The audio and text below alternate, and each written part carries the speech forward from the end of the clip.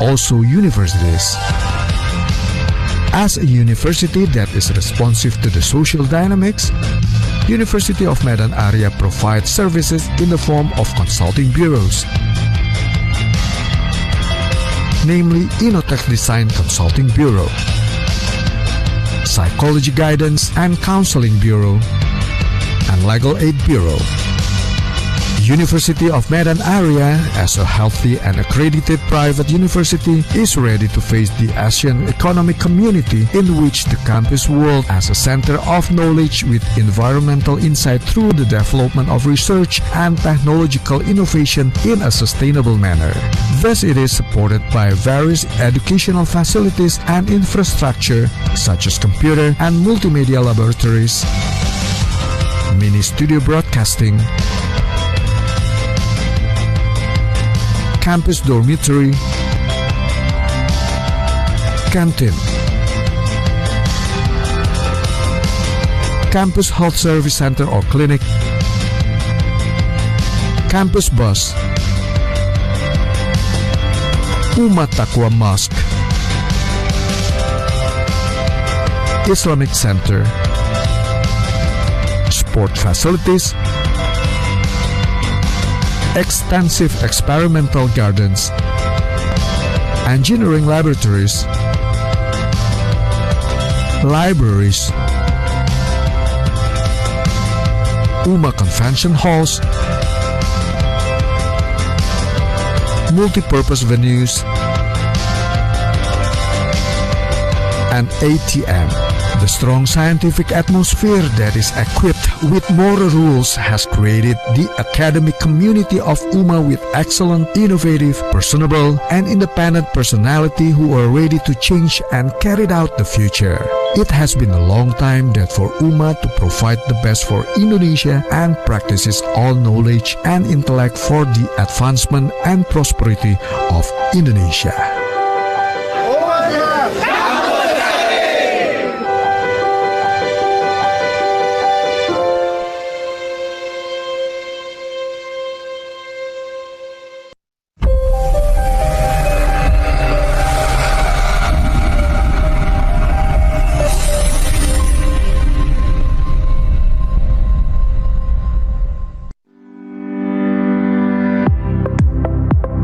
Universitas Medan Area adalah perguruan tinggi swasta pertama di Pulau Sumatera yang membuka program Doktor Ilmu Pertanian.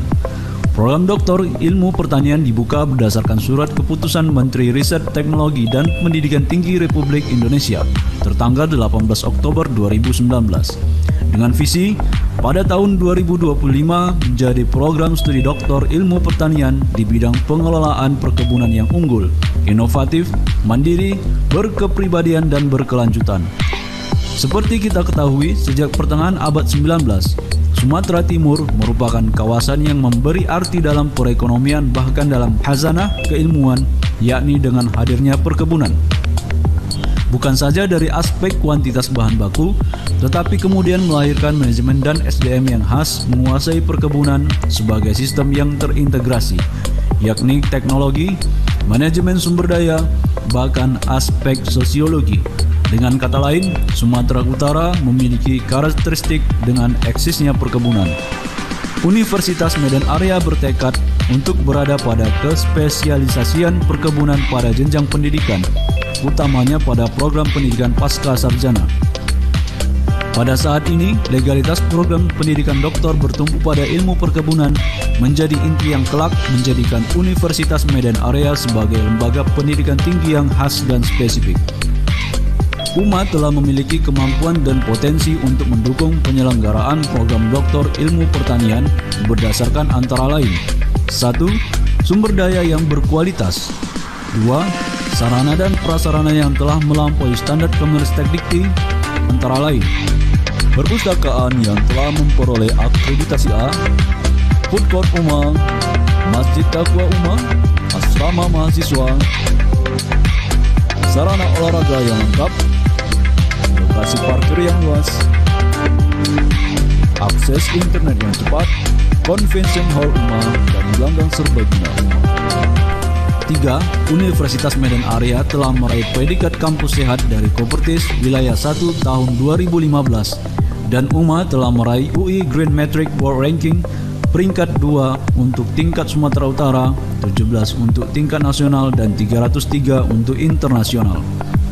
4. Manajemen yang kredibel, transparan, akuntabel, dan partisipatif dalam hal ini telah diimplementasikan dengan didapatkannya peringkat akreditasi A baik pada program studi Agribusiness Strata 1 maupun Strata 2, program studi manajemen, program studi administrasi publik, dan program studi ilmu komunikasi.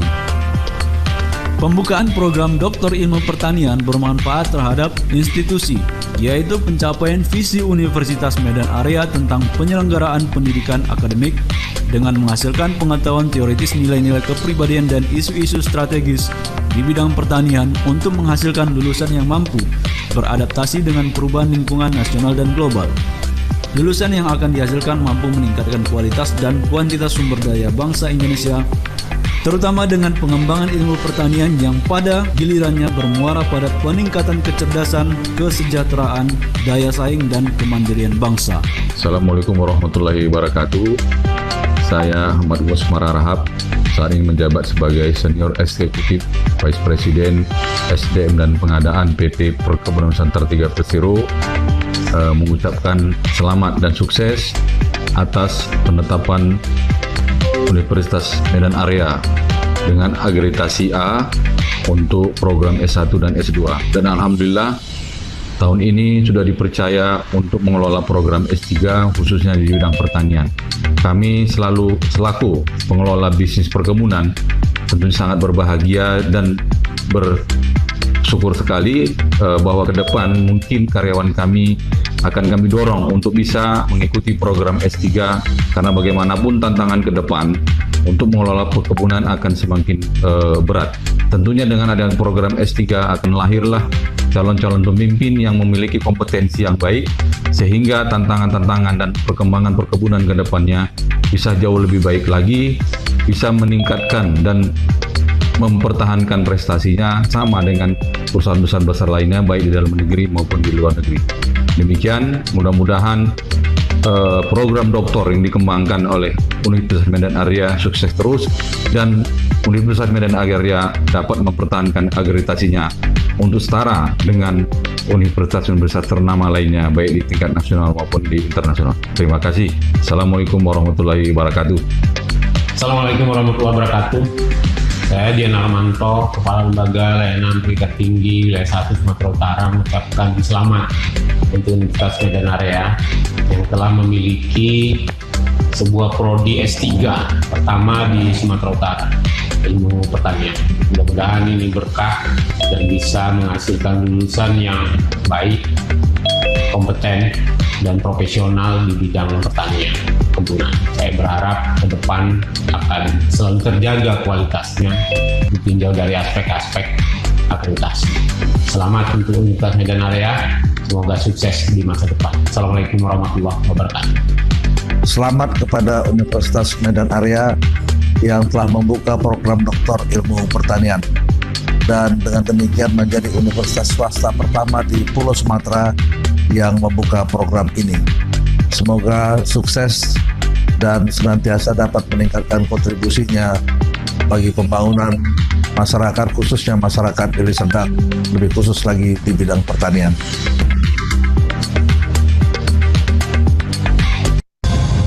Pendaftaran mahasiswa baru program Pascasarjana Universitas Medan Area bisa dilakukan di rumah aja. Caranya cukup mudah, cepat, dan tanpa ribet, yaitu mengisi formulir pendaftaran online pada website pmb.pasca.uma.ac.id. Pilih menu daftar sekarang, pilih menu form pendaftaran magister atau doktor, isi form sesuai data diri kamu. Jika sudah pilih, simpan dan cetak formulir pendaftaran kamu. Kirimkan berkas berupa soft copy atau scan meliputi ijazah dan transkrip nilai S1 serta S2 untuk program doktor, KTP, kartu keluarga, pas foto, dan akte kelahiran melalui email atau via WA atau via jasa kurir. Setelah berkas kamu selesai diverifikasi, kamu bisa melakukan transfer pembayaran uang pendaftaran ke rekening Mandiri dengan nomor rekening 1050 0442 22226 atas nama Pendidikan Haji Agus Salim. Pelaksanaan TPA online. Melihat pengumuman hasil TPA online di website pasca.uma.ac.id.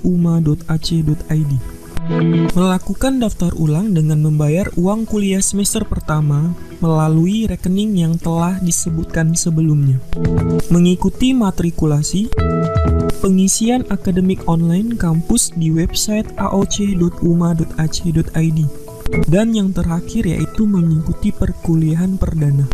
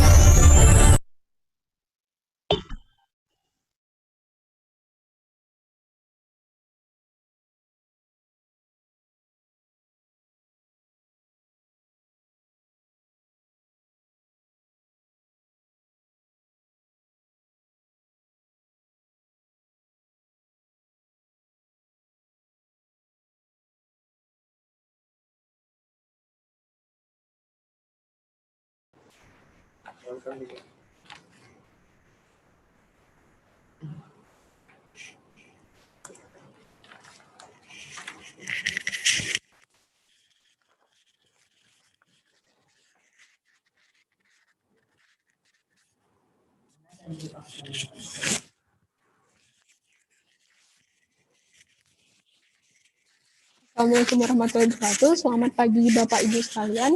Good morning.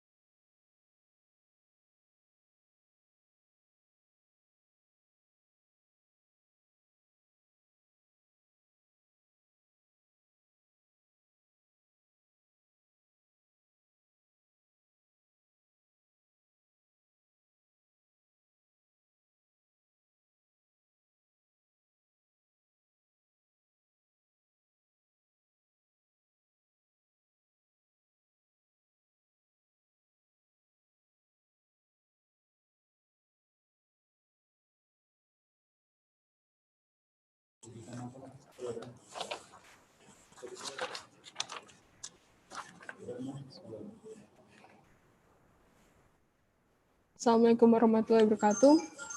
Good morning, ladies and gentlemen. Before we start our seminar online today, I'm gonna greet before 9 o'clock exactly. I'm gonna greeting some speakers that already come. We have Dr. Zuki May, and then Dr. Mulia Panusunan Nasution. And then we have Dr. Sridewi Aplanaidu. There are already 3 speakers that come with us today.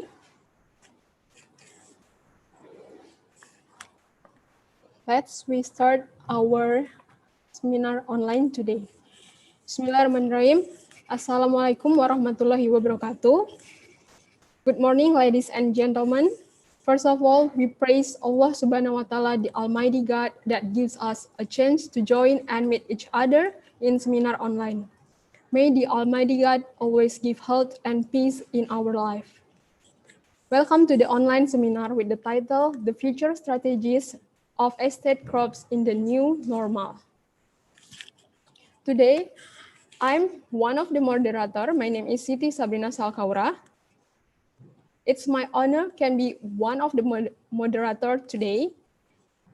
For your information, this online seminar organized by the Doctoral Program of Agriculture Science and Magister of Agribusiness Graduate School, Universitas Medan Area.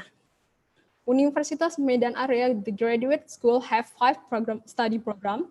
There are Magister of Administration Public, Magister of Law, Magister of Psychology, Magister of Agribusiness, and the Doctoral Program of Agriculture Science itself. To all the participants that want to join us, but you haven't registered yet, you can join us in live streaming YouTube. The channel is Universitas Medan Area. You can spread the information to your college or your friend. And please, for the participants, stay tuned until we finish this online seminar, because in the last session, we will share the present form that you should fill so that we can give you the e-certificate for at least the next 2 or 3 days later after you fill the feedback in the website. You can check it on www.webinar.uma.ac.id. I would like to greetings our speaker. Perhaps for Dr. Zukime, could you turn on the video or the microphone to say hello to the participants? Assalamualaikum warahmatullahi wabarakatuh. Waalaikumsalam. Waalaikumsalam. And then we have Pak Mulia Nasution. Good morning. Assalamualaikum. Selamat pagi. Assalamualaikum. Good morning. Waalaikumsalam warahmatullahi wabarakatuh. Selamat pagi, Pak. And then we have Dr. Sri Dewi Aplanaidu. Good morning, Dr. Sri Dewi. Good morning, Sabrina, and good morning, everyone. How are you today? Oh, we are fine. Thank you so much. Okay, great. Good. And here we already have our rector of Universitas Medan Area. Good morning, Prof. Dadan Ramdan.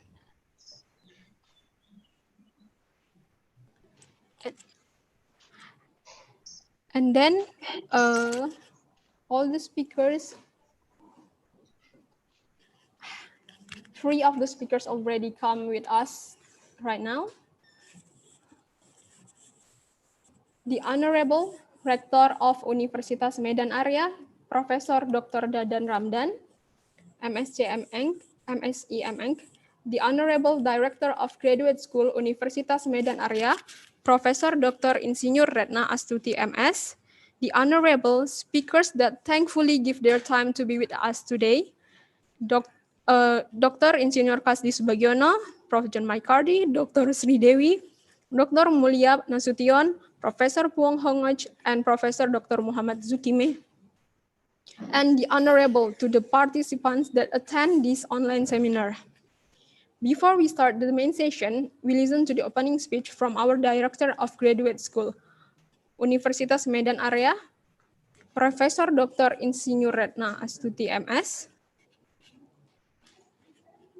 Professor Retno, could you turn the mic on, Prof? Thank you. Yeah.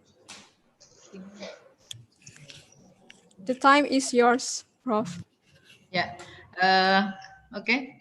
Terima kasih, Sabrina. Thank you. Assalamualaikum warahmatullahi wabarakatuh. Good morning, ladies and gentlemen. Welcome to the International Seminar entitled The Future Strategy of Estate Crops in the New Normal. The Honorable to Rector Universitas Medan Area, Professor Dadan Ramdan MSc MEng. The Honorable to all the speakers, Dr. Insinyur Kasdi Subagiono MSc, Professor John McCarthy, Dr. Sri Dewi, Dr. Mulia Panusunan Nasution, Professor Puong Hongok, and Dr. Muhammad Zukimi B. Matjuno, and the Honorable for all the participants of this online seminar. First of all, let us thank you for the prize and present of Allah Subhanahu wa Ta'ala, who has provided guidance and blessing for us so that we can gather and be present together in this webinar entitled The Future Strategic of Estate Crops in the New Normal. As we know that almost all worlds are influenced by COVID-19 in Indonesia, therefore, through an international seminar attended by several speakers with backgrounds, insight, and various countries can provide conclusion to our policymakers, academics, and practitioners in preparing agribusiness plantation strategies to deal with the impact of COVID-19 and the new pandemic order. This webinar event is one of the commitment to maintain the academic atmosphere in the middle of a COVID-19 pandemic that has a lot of good for lecturer and student. On this occasion, I would like to thank the speakers who have been willing and taking the time and sharing knowledge. Hopefully, what we have done can be a blessing for us all. And I also want to give credit to all committees led by the Agriculture Science Study Program with the head doctor of the program studi agriculture science, Professor Zulkarnain Lubis, and head of master agribusiness program, Professor Yusniar Lubis, so that this international webinar can be implemented well. Success for all, success for all. Thank you, and see next webinar. Wabillahi taufiq wal hidayah. Wassalamualaikum warahmatullahi wabarakatuh. Assalamualaikum warahmatullahi wabarakatuh. Thank you for the opening speech, Professor Dr. Insinyur Retna Astuti MS, as our Director of Graduate School Universitas Medan Area. For the next opening speech, we will listen from our Rector of Universitas Medan Area, and it will be officially for the mark as our online seminar being started. For Professor Dr. Dadan Ramdan, MSc MN, the time is yours. Okay, thank you, Ms. Sabrina. My sound's okay, Ms. Sabrina? Yes, Prof. Okay. Okay, thank you. Bismillahirrahmanirrahim. Assalamualaikum warahmatullahi wabarakatuh, and good morning. The Honorable Dr. Insinyur Kasdi Subagiono, MSc, Director General of Plantation, Ministry of Agriculture Republic of Indonesia, the Honorable Professor John McCarthy, School of Economics and Government, Australian National University, Australia, the Honorable Dr. Sri Dewi, Agribusiness Expert, University Utara, Malaysia, and the Honorable Dr. Mulia Panusunan Nasution, practitioner in plantation, former Secretary General of Ministry of Finance of the Republic of Indonesia, and the Honorable Professor Puong Hongok, Loyola University, Chicago, Vietnam Center, and the Honorable Dr. Muhammad Zukim B. Matjuno, Agribusiness Consultant, University Malaya Perlis, Unimap, Malaysia, and the Honorable Professor Dr. Insinyur Retna Astuti, MS, Director of Postgraduate Program, University of Medan Area, and the Honorable Professor Insinyur Zulkarnain Lubis, MS, PhD, Chairman of Doctoral Program of Agricultural Science, University of Medan area. And they are all participants of the online international seminar entitled The Future Strategies of Estate Corps in the New Normal, held by Doctoral Program of Agricultural Science of University of Medan area. First of all, let's say thank to Allah Subhanahu wa Ta'ala for give us help and opportunity so we can join this seminar in a good condition. Ladies and gentlemen, let's talk together. COVID-19 pandemic has been a critical global issue due to its massive impact on serious fields, inclusive of social, economics, politics, culture, and education. Many policies have been implemented by government and related organizations to get over the pandemic, such as the policy of physical or social distancing, the implementation of health protocol with doing activities, and the related strategy for new normal, which recently issued by a few countries around the globe. The existence of COVID-19 pandemic that will be around for a long time has forced us to adapt to a new way. It changes how we live with other people around our neighborhood, how we can work and earn money in distancing condition, how we can get an education without coming to school or college, etc. Ladies and gentlemen, the implementation of the new normal is taking due to some reasons, and one of them is the paralysis of economic matters as the negative impact of COVID-19 pandemic. The policy of social distancing and lockdown in some countries results in the contribution of wealth of growth.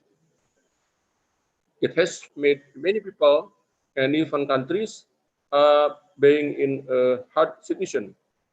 Small, medium, and large-scale businesses are facing a critical problem due to the disruption of production, distribution, and consumption process. Ladies and gentlemen, the deterioration of the global economy has also affected other fields as well as agriculture and plantation.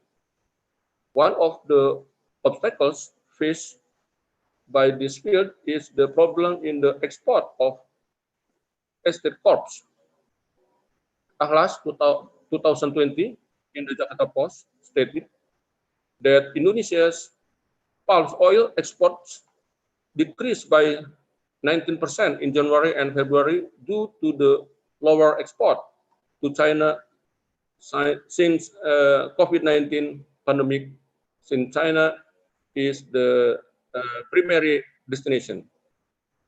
Indonesian Palm Oil Association, also known as GAPI, also said that palm oil export in the first 2 months of 2020 were 4.93 million tons, reduced by 1.2 million tons from 6.13 million tons exported in the same period last year.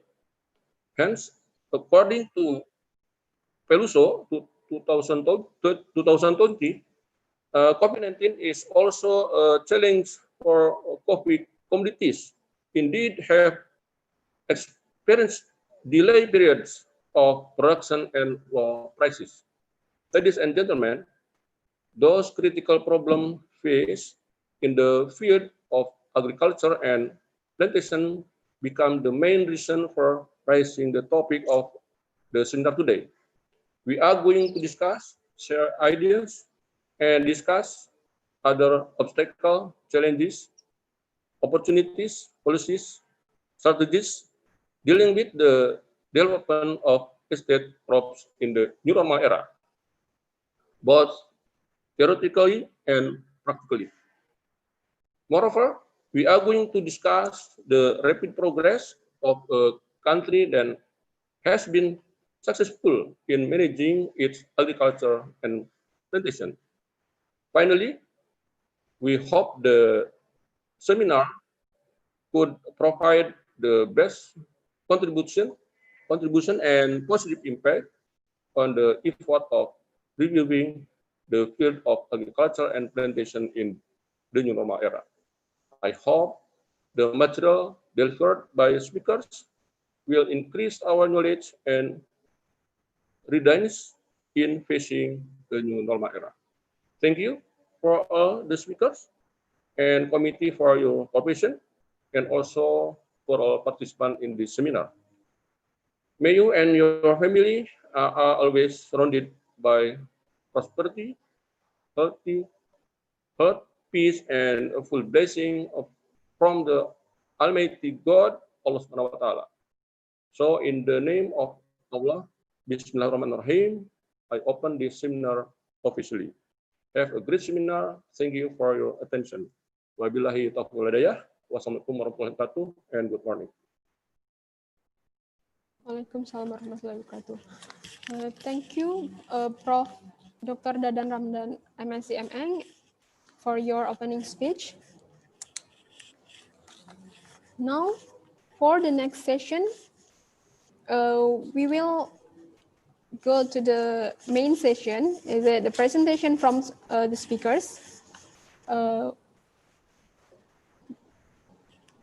Crop estate is important not only in Indonesia, but also in another country because of some reasons. There are 4 main reasons. First, the product contribution itself, contribute to market, contribute to production factors, and contribute to foreign exchange. Now, in this online seminar, we want to see how the crop estate got impact from the COVID-19. Because of that, we have a various speaker from another country, from another background, and from another knowledge to sharing the knowledge with us. Before we started, I want to read some rules. So we hope that you can cooperate, the participants. We hope that you can cooperate. Please, when the webinar starts, the participant performs mute audio when entering the online seminar.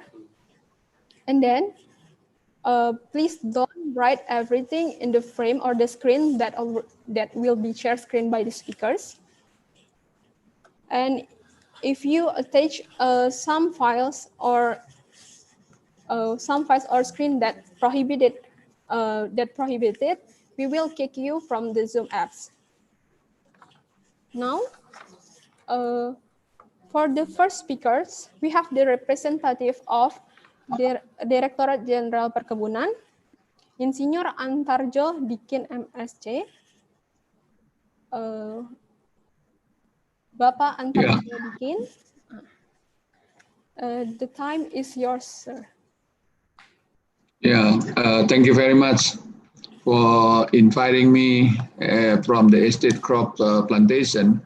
So I don't know, there is some of the Indonesian join of this and also some other foreign people join with this conference. So first of all, I'll be happy to share what is we have the information dealing with the pandemic of COVID, giving impact to the hours program, particularly in the estate crop. Most of us, our product let's say for the supporting our economy for the export of the product. As the previously saying by our rector say that for our product, our export giving impact when the product export to other country, we cannot export even the movement of goods in the, among our province, so we have difficulties. Even the human resources also have effect. They cannot move to others, and then also all the things should be under control. So in that matters. So even in Indonesia, not be done doing lockdown, all the things should be stopped, not do like that. But we still do, but in limited movement of our work. So let me giving some what we have done situation in the, maybe if you agree with us, so I just giving my presentation with this. So maybe just giving the idea to, I don't know, cannot look up this. Yeah, maybe just like this. So first of all, my DJ is Kasdi Subagiono. So giving regard to all of you who cannot join of this meeting due to some other activity with the minister. So very unfortunately, he cannot join with us. So my name is Dr. Antario. I'm the Secretary, Director General of Estate Crop Plantation. So on behalf of him, I present my work, my presentation of this, what the policy and strategic in development of estate crop in a way to challenge about the pandemics of COVID-19 in our estate in the new normal of this situation. So if you look at this trend, what the policy, our estate crop have long view, of course, the first we should increase our income for not only the government, but also most focusing on the farmers in estate crop. And of course, we should increase the prosperity. As we know, in the estate crop, many human resources in all of this. So if the exports giving bad effect to our estate crop, of course, the income of the farmers also decrease. So this is the point. Another issue dealing with this export, we look at the human resources. Right now, when the price goes down, human resources has difficulty to get a job. So this is also effect of this thing. So if we look at this, our trend here, the export if you look at 5 years back, the export increased years by years. But now when the when the pandemic COVID effect, now I think in 2020, starting, goes down our export, all over the commodity to other country. Why? Because another country, even they already make contract in the export, so they cannot move the logistic of the product cannot be exported to the shipping line, and also the transportation, local transportation, they don't work. So that's why we have a problem of this in the port. Even in the port of like Indonesia, Tanjung Priok, and then Surabaya, they open up this, but the problem, limited human resources, limited logistics service in there. So that's why the export cannot work very well. So this is the situation of this. So what our policy say in 2024. So this is, sorry, all my screen in Bahasa, hopefully just explain in English. So at least another participant out of Indonesia can join at least what I explain on this. So the policy, our estate crop, first, we should modernize our plantation. What we do in here, so we have the system for the monitoring of the plantation by satellite. So in palm oil, we know how the progress of the plantation, we identify how much the land we use. So we collaborate with what you call with the agency handling with this the area for the monitoring using satellite. And the other side, the modernization, we increase using the information technology, we call it traceability of the product. So starting now, we should able to traceability our product. So who the farmers, who the processing involved of that. So, and then until the product ready for export, all these things should be registered. The meaning to say that if we register our product, when the product arrives in other country, if there is unfulfilled the requirement, we can trace what's happened that product actually, whether this is due to in the arriving country, or it's really happen starting from the farmer itself. So this is the point. And then due to the increasing the population in the West, so we have mostly our plant, our product, so it's all generation. So that's why our program is optimization, increase the productivity of that. So increasing the productivity is not easy for the plant. We should do regeneration, replanting of our plant itself. So this is the point. And then the other point is increasing export, and then increasing competitive our product. The competitive our product mean we should understand what really the requirement, what the standard need by the importing country. So this is we should able to identify, and then we should able to increase what the requirement from the importing country. And the other side, the human resources in the estate crop, we should able to increase their knowledge, because now young generation, I can say to you, in Indonesia, it's difficult to find young generation now working in the field, particularly in the farmers. So that's why we encourage them to be more people working in the agriculture. Maybe I can tell you in some country, particularly in European, they're really happy, they're really proud if I'm the farmers, because they can get more money from the farmer itself, and then the farmers can support for the food, for the words. So this is the point, the fraud of the farmer itself. But now in Indonesia is a little bit different, so that's why we try to increase the mindset to change, should be fraud to be the farmers. So this is the point. And then in these cases, we make it education to them to increase their capacity for how to produce the good quality of the product, and also how to maintain the product to be sustainable, so to supply the product itself. And then what is strategic? So the strategic, of course, we should change from the traditional to modernization. It is not easy, because many things that we should put our budget, many things we should involve the professional people to join with us, not only from ours itself. We should invite people from university and research to join of this. And then the other side, in our strategic, what our product to be produced should be efficient, because in the competitive product, so the product should be, with low price, because number country produce the same product. So that's why we should able to produce our product to be, not to be high price of this, but the quality still high. So, and then, as I told you, in the way for the, for the replantation, we should have our stock of the seedling. So stock of seedling for the big land, we should good in management.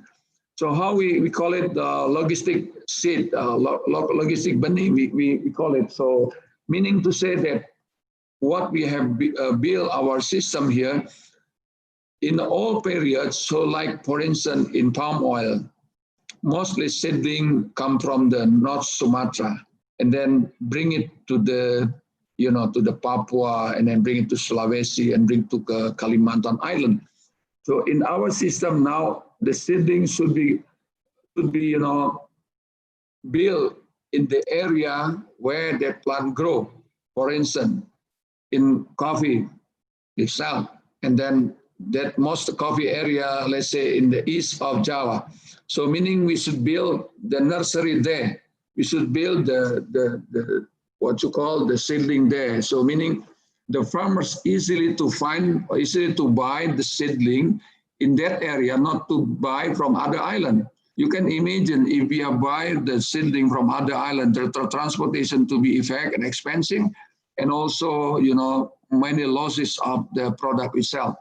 And then the other side, increasing the added value. So at the moment, the product of Indonesia and estate crop, they're selling the raw material. Now we change the policy to be sell the product as a processed product, like For instance, I can giving you example, coffee. We are not selling the coffee as raw material of coffee like a green bean, but we try at least we selling the roasted coffee. Of course, again, this is depend on the market itself, whether they want to have a roasted, and then we should modify how the product is to be, still good quality, even we already roasted in the exporting country and received by importing country there. And there are numbers of the country actually already receive our product from the roasted coffee. And this is the point. And of course, there are many downstream industry we build in Indonesia from the estate crop. Not the only coffee, we also, now we are focusing others like what you call nutmeg and chocolate that is also producing from Indonesia, and coconut that also all this. And then of course, in the human resources, this another, as I told you, education, extension should be built in the estate area for doing of this.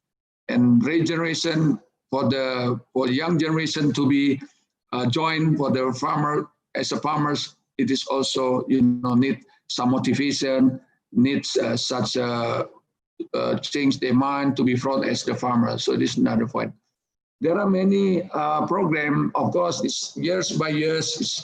If we are built in long term, we should divide it years by years. What would be done in the hours activity. For instance, for the years now, we are more focusing on the seeding. We're preparing 500 million seeding from different commodity to give the farmers free of this seeding, so they can grow with the commodity with certified seed, of course, starting. So we provide them to this. Otherwise, it's difficult to find the seeding if we are not good preparation of this. So this is the point.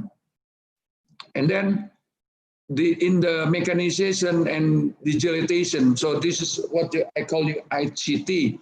So we setting up all these things for maintaining our estate. At least we can do monitoring of not only the area of the plantation, we do monitoring about the situation of pests. So this is the point. And we are construction our system. We able to identify what the plant itself, but it is still in the project, whether this needs some fertilizer or not, whether this is a plant due to others situation, maybe due to the dry, so they cannot grow well.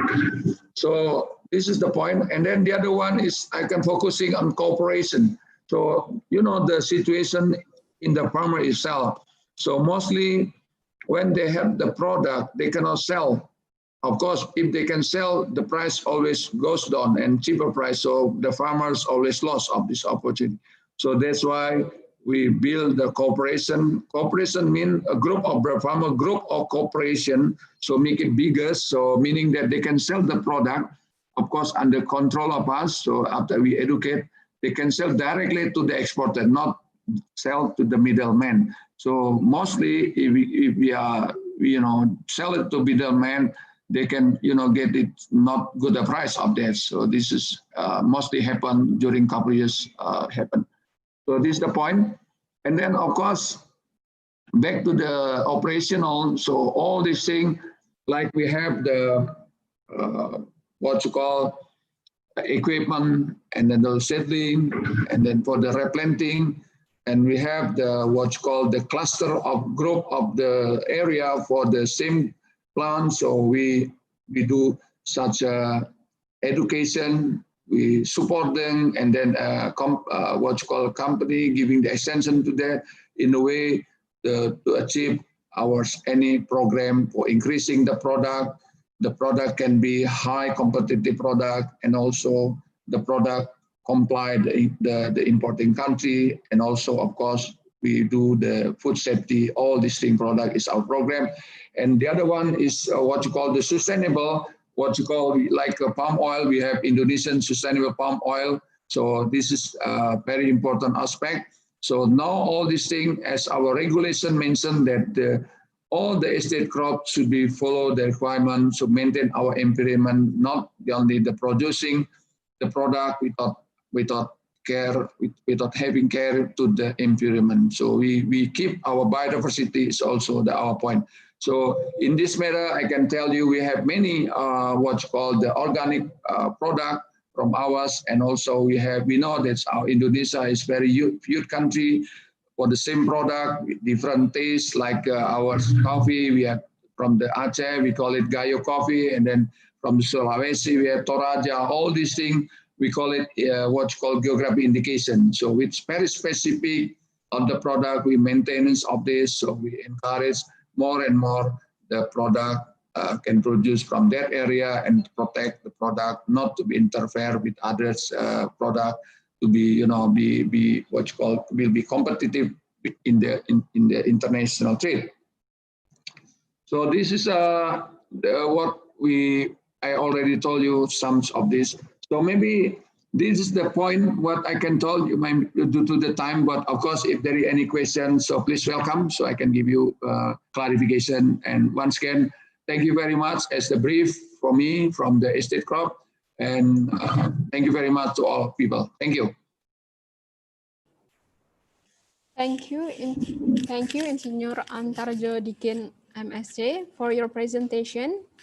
My mistake, I wasn't explained about the session. So the session, each of speakers has 20 minutes to present it, and for the discuss session will be at the last of session, sir. And from your Insinyur Antarjo presentation, we know that government policies and strategies for estate crop development in facing the opportunities and challenges of the plantation sector in new normal. The things that we really underline is because of COVID-19, the impact of our country is the export is decreasing. So we cannot move the logistic like the normal one. And then I have some question, but I will save it if you don't mind until the discussion session, sir. And then, thank you, Insinyur Antarjo Dikin. For the next speaker, we have Dr. Sri Dewi. Before Dr. Sri Dewi start the explanation, I will read her CV. Wait a minute. While I presented, for the participants, if you have any question, you can comment on the Zoom feature or the comment feature. This one should be okay. Thank you, Tim. Associate Professor Dr. Sri Dewi is from Agribusiness Expert, Universitas Utara, Malaysia. She is attached to the Department of Economics and Agribusiness, School of Economics, Finance and Banking, College of Business, University Utara Malaysia, Sintok Kedah. Currently, she is the head of the Sustainable Agriculture and Food Research Unit, SAFRU. Previously, she was the coordinator for the Bachelor Science Agribusiness Management Program. She obtained her PhD in economics from University Putra, Malaysia. Dr. Sri Dewi is also a lifetime member for Malaysian Economic Association. She is an academic staff of Universitas Utara, Malaysia. Her research interests are in the area of agricultural econometric modeling, agricultural economics, food security, and development economics. Her research special focus is in oil palm plantation and palm oil market modeling. Besides palm oil, rubber, cocoa, and coconut are also in her scope of interest for commodity modeling.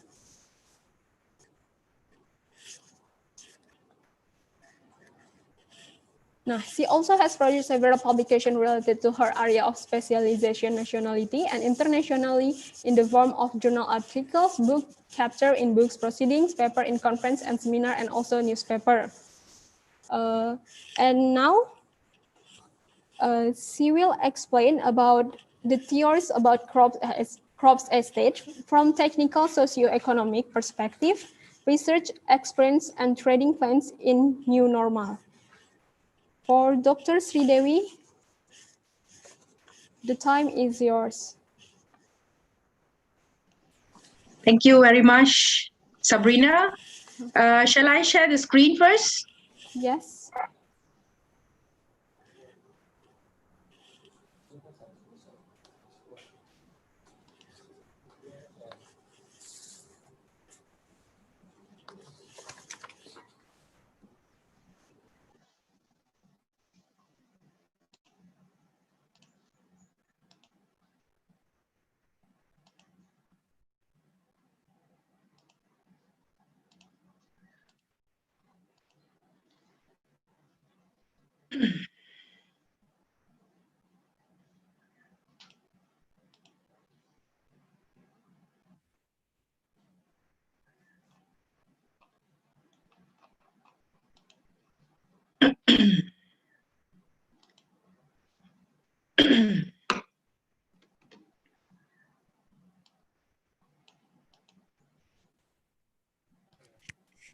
Dr. Sridewi, the PowerPoint is blur.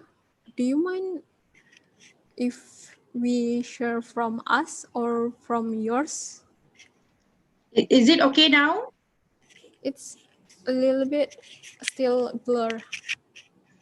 Oh.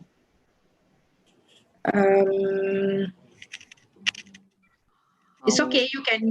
You can share. Oh, you can share.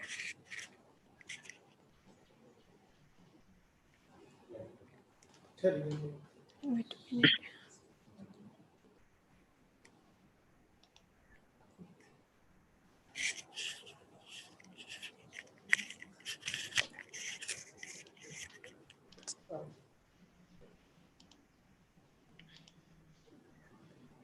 Okay, thank you very much, Madam Sabrina. Very good morning to Rector of Medan Area University, Director of Postgraduate Program, Prof. Zul, and all the speakers here. A warm welcome, from Malaysia. Okay, today, and also I would like to thank Medan Area Universitas for inviting me for this sharing session. Okay, I'm going to share about agricultural commodity crops in Malaysia, the COVID-19 transmission channels, new norms, and way forward. Okay, I would like to say about the title, I just put there as a transmission channels because what I could foresee is that the impact is not very clear yet in terms of agricultural commodity crops, but we can see in terms of theoretical view of this transmission channel. Okay, so next please. Yeah. So the first one I'll be just sharing. Sabrina, can you? Yeah. Okay. So I would like to share where Malaysia stands in terms of palm oil, rubber, cocoa, and coconut. A very fast glance through, so that you know exactly what is our composition of the agriculture sector in Malaysia. And finally, I'll be sharing about the channel of COVID-19 pandemic into the palm oil industry in a theoretical view. Okay, next. Next, please, Sabrina. Okay, this is what about the first one is the first slide is about Malaysia. As we know that Indonesia has maintained its position has the highest producer of crude palm oil, and Malaysia is at the second place. And the other top producers of CPO, crude palm oil, are Thailand, Colombia, and Nigeria. And then in terms of import, in terms of import, next slide, please. Yeah, in terms of import, India, EU, and also China are the main importers. And in terms of export, you can see that in the next slide, export figure, please. In terms of export, Indonesia still remains as the highest exporter of CPO in the world, and followed by Malaysia. The other top exporters are Guatemala, Colombia, and also Papua New Guinea. Okay, so I'll go through fast, and then Sabrina, you just can, you can just skip few slides after this.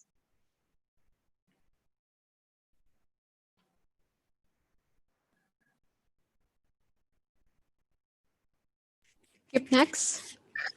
Next.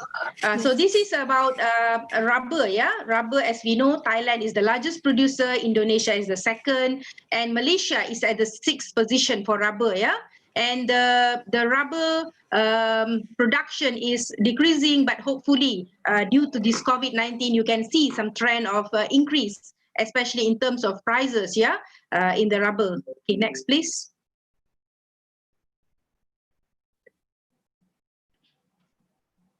Next, please. Next.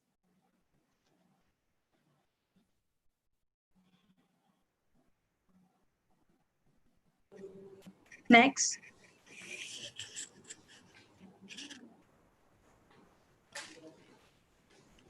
Or shall I request to share my own slides so that I can go fast?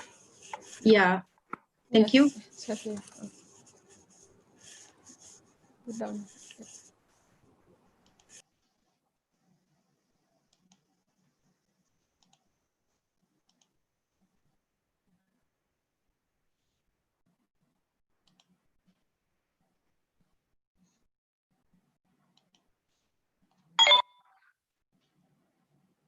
Okay, so in terms of rubber, okay, in Southeast Asia, Malaysia is number 4th, That just now it was in the world. So now I'm focusing on cocoa.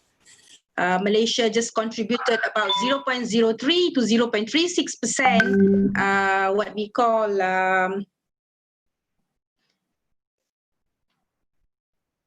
in the world,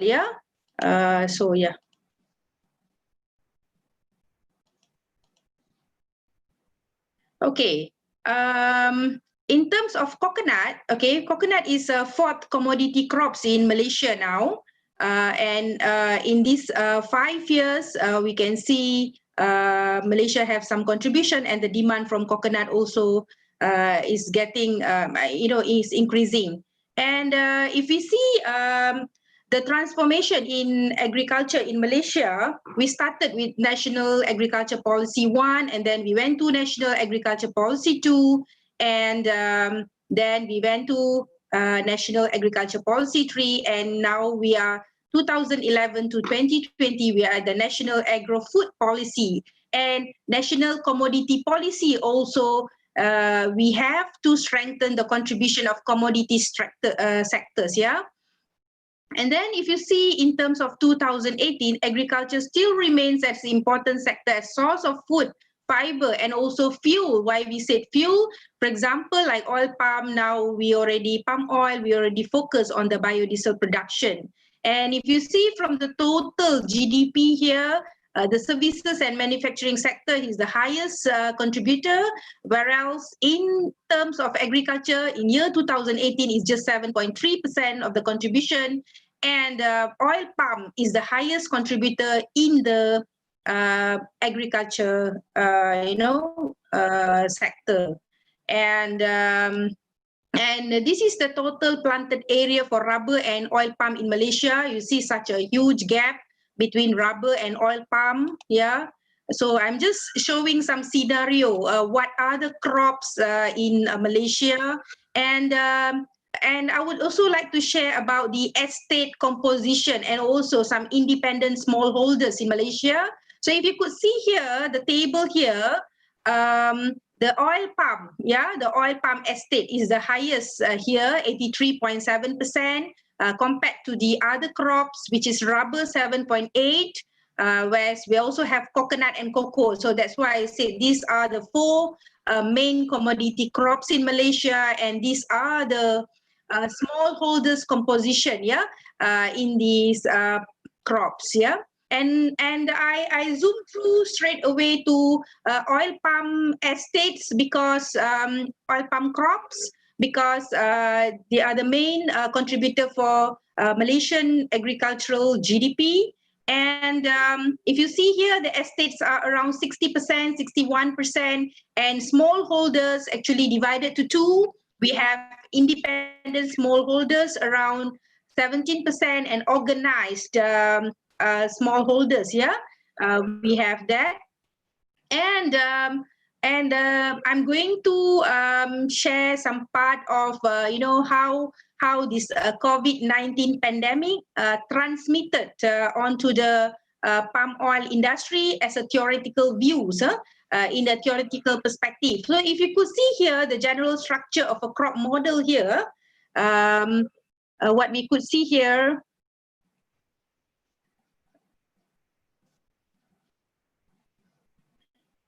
Okay, this is the general structure of a crop model where we have a supply, we have a demand, and then we have price and all that. So basically, if you refer to any of agriculture production economics books, you will see all this basic or general structure of a crop model. So how we want to see the effects or the I would like to put a word of transmission channel compared to the word of effect or impact, because the effect or impact of this COVID-19 on these agricultural crops is still largely unknown. It's not very clear yet, unless we we have to wait for a longer time period, and then we can see the impacts. So generally, what I could foresee here is the contraction in both the supply and also the demand for crops. And this point, of course, going to disrupt the trade and logistics. Trade and logistics. So what I could share is from my previous research findings, and also I have one what we call, okay, this one is I just only yesterday, I have some idea to just put a relationship between COVID-19 new cases in Malaysia and also with the rubber daily prices and also crude palm oil. And I could see, when we are moving to recovery MCO lockdown, you can see the prices for rubber is it's not improving much, but that's why I said we have to see in a longer period or time, to really see the impact of this COVID-19 on this agricultural crops. Okay, this is something that I would like to share in the theoretical view, where I've expanded my previous what we call, and also previous structure for palm oil. Where if we see, because as what I'm sharing today is that the COVID-19 can affect in different views. If you see from the supply side, okay, if you see the supply side, okay, here, this is the supply side where I highlighted with turquoise color here, COVID-19. So this is going to disrupt the number of labors, okay, number of labors that are going to the plantations. So of course, when there is a reduction in the number of labors, of course, it is going to affect the yield, the production, the supply will be disrupted, and then it will also affect the trade. But anyway, okay, for the countries, it depends on the duration of the shocks. Some countries may recover fast, okay. Some countries may take a longer period to recover. So that is one thing. Another thing is about price dynamism. How volatile is the prices? And also the differential impacts in terms of domestic and also international markets. Okay, and also we can see there is also some differences across the countries. For example, there are the major destination of Malaysia, for example, the export destination of palm oil is to EU, China, and India. So China, you can see, is in the already almost recovered. Okay, but however, there are few cases now. Okay, so the target, so that what I'm trying to say here is the how fast, okay, certain countries who is trading with us recover. So that will be a good, good indication for us, or good signal for us. And also how the country's policies to remedy this pandemic. Yeah. Okay, that is on the supply side. If we go to the what we call in the demand side, yeah, of course, the agricultural demand and trade would slow down, yeah, because with the contractions, and also especially when you see here, I just said economic activity level here. So what does it mean by economic activity level? So the GDP, the income of the people is decreasing. So for sure, you can demand much, yeah. However, there also theory of saving. You can use your saving first, yeah. So, but we are not sure how much is the impact yet. Okay. So when you have more income, you can demand more. So that is the basic concepts in the economics. Okay. So yeah. So what I would like to say is the disruption or the channel of transmission of COVID-19 can be from the supply side, and also it can be from the what we call is from the demand side. Yeah. Okay. So I think I've previously I have shared about the theoretical view, and now how we use that theory to see the impact, or what we call as a channel of transmission, and what we can suggest as a future strategies, and also new norms. Yeah. Okay. First of all, when we see there is a decrease in supply, right? There's a decrease in supply. At the same time, there is also a decrease in demand. However, we can see the decrease in demand is much more than the decrease in supply. And we can see, okay, stock will pile up, and you can see the price of crude or any agricultural commodity crops can drop. And this is, and also will also, bring to the trade disruption. Yeah. So yeah. So when we see there's an impact on supply, demand, stock, and price, so what we can do is some of the suggestions, okay, future strategies. We can increase the refinery capacities. We can increase the biodiesel mandate.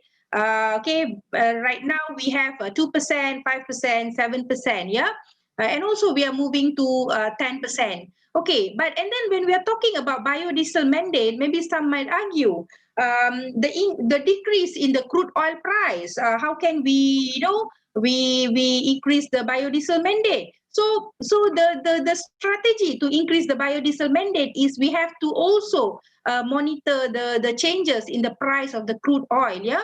So yes, it is that. Okay. And then we also can focus on the countries which are recovering from COVID-19, especially like China, because China is the one of the major export destination from Malaysia. And then I think once we overcome the demand problem first, and then we capture the supply, and finally I think the price will be stabilized. Okay. In terms of the impact on the labor, I agree with Pak Antarjo just now. Yes, it is not what we call the labor shortage is not only because of this COVID-19 problem, but also it has been a long time issue. Actually, it has not been resolved. However, because of this pandemic, it become worsened. Okay, for example, like majority of plantation workers in Malaysia is from Indonesia. So due to pandemic, they already went back, or illegal workers has been, sent back, and so on. But last time, before the COVID-19, once you send, you can get a new one. But the problem now is, once you send, you don't get the incoming labors. Okay, that is the phenomena, a new phenomena that we are experiencing now, especially in the plantation sector. And what is our strategy? So there should be a labor reallocation strategy, reallocation. So yes, same local youths here also, they don't like to work in plantation because they call this sector as 4D, yeah? 4D, from 3D already increase another D, where we call as a 4D, difficult, dangerous, dirty, and demeaning, demeaning, because they feel when they work in the, what we call in the plantation, it is like the job is not good as compared to other sectors. However, we have to change this mindset in the local youths, yeah.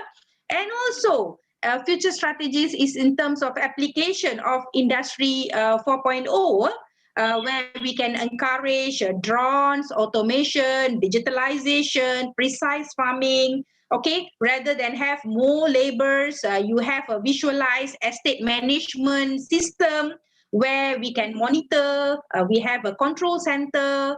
So you have a less human involvement here. So in a way, we are actually obeying to the new SOPs, where you have to have more isolation, distancing, and so on. So I think we have to embrace IR 4.0 here, yeah. Okay, so another impact is what I could foresee is that in terms of RSPO, Roundtable Sustainable Palm Oil, and Malaysia also have one, as what Indonesia has, Malaysian Sustainable Palm Oil, MSPO. So we try, yeah, we had a ban from EU, European countries, because of not obeying and so on, that was a critic, yeah. What we try to comply, to RSPO and MSPO, but at this condition, with the income of the smallholders is very low, and so on. I think there should be some aid given to the smallholders to really go for RSPO and MSPO implementation. So we have to strictly adapt to all these good agricultural practices, because this will actually contribute to our biodiversities. Okay, when we are talking about biodiversities, currently Malaysia, we also have integrated farming in the palm oil and also rubber estates, oil palm estates and also rubber estates.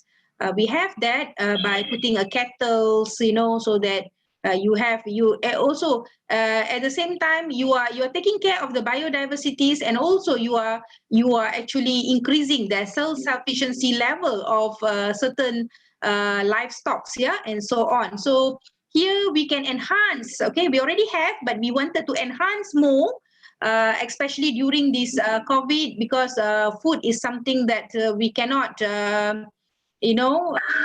just take for granted. So we have to enhance the crop integration in the estates, for example, poultry, goat, sheep, cattle, herbs, bees, aquaculture, and all these, yeah. So these are the integration, yeah. And in terms of the what we call the previous SOPs has been impacted.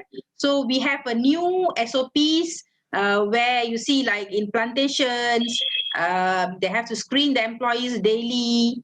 And then there's a staggered station. Last time they call all the workers at one time, but now you have a maximum of 25 workers per session, and some are conducted with virtual meetings and so on. So, and if there's a virtual meetings has been increased, so you have to also speed up the internet access in the plantations as well. So okay. So I think I already I would like to conclude. Yeah, I would like to conclude my session. Okay, and what I could foresee is that smallholders, farmers, or planters, they have to change the mindset from farming is production. They have to farm. They have to take the farming as a sustainable agribusiness. They can involve in cooperatives and so on. And also I agree with Pak Antarjo just now.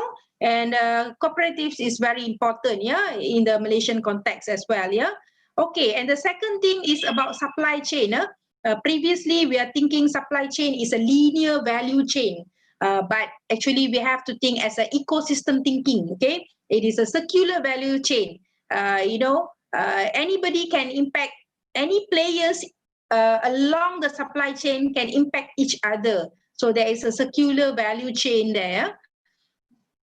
So, and then in terms of products that we want to produce from the estates or plantations or farms, hopefully it is more efficient, low ecological footprint, and also we can embrace agriculture 4.0. And finally, in terms of government, okay, in the context of players, where they should be, we cannot depend heavily on the government, but they are enabler to support the academia industry government. That means academics also should play a role into the plantation sector, and also sometimes you have these agricultural graduates, ask them to get involved to the community, get involved to the plantations, so there is some sort of what we call as a service learning. So service learning, and also at the end of the day, you can what we call you can enhance the income. Okay, it will impact the income of the what we call the farmers. Okay, so I think I'm done with this. But and then I have some requests. I think just now I spoke. Sabrina, is that okay for me to continue more? Is my time okay? I'm sorry, madam. How long the next you want to add? 2-3 minutes. 2-3 minutes. Okay. Yeah, can Yes. Okay, actually, I would like to share one of our innovation from University Utara Malaysia regarding palm oil plantation decision support system. We managed to get a copyright, and also we are in the midst of commercializing this innovation, and I just would like to share with you all. So maybe we in the future we can do something. This is what our system called. It is a Malaysian oil palm plantation investment decision support system. Okay, so these are the team, and we actually developed from our theory, the complex theory, and then we put in a very user-friendly mode. Okay, these are the things that I just show very fast, and it is a game. Okay, okay, I'm sharing now the video. Welcome to my OPX.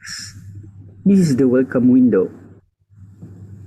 Start the game by clicking the Test Your Investment button. Set your current planting area and current crude palm oil and palm kernel prices.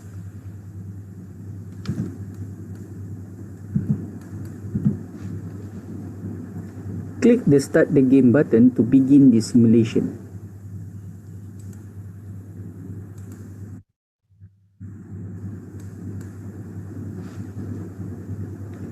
This is the control panel. The simulation will advance 1 year by clicking forward button.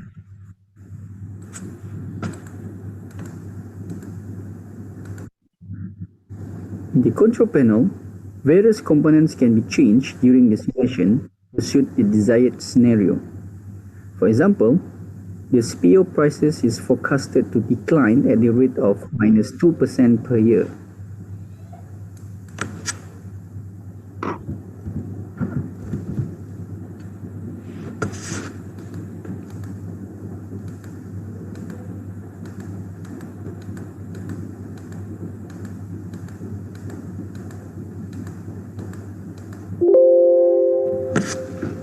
The system prompts a message to inform the player when they are running loss.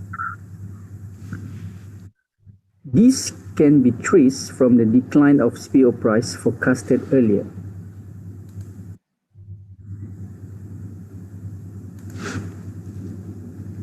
Let's say that the CPO price is then forecasted to increase back at the rate of 1%.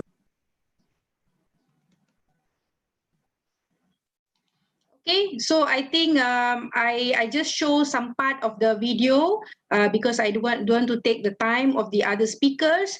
So what would I like to say that regarding, I stop sharing here. So what would I like to say about the system is that it's actually a game where planters or smallholders, before they do an investment, whether they wanted to invest in oil palm, they can do some simulation whether when they are going to get the profit or they are running in a loss or and so on. Okay, thank you so much. Thank you so much, Dr. Sri Dewi, for the presentations. The apps or the application really interesting for me. I would like tell a little bit the line of theories about crops estate crop from technical socio-economic perspective, research experience, and trading plans in new normal by Dr. Sridewi. From the presentation that we know that to see the impact of COVID-19, we can see it in a long-term period. Because for the short-term period, like what Dr. Sridewi mentioned and Dr. Antarjo mentioned, that labor shortage is a long-time issue, and the impact of COVID-19, it's not directly only right now, but it's a long-time issue for labor shortage. And then each of country have a different period to recover from COVID-19,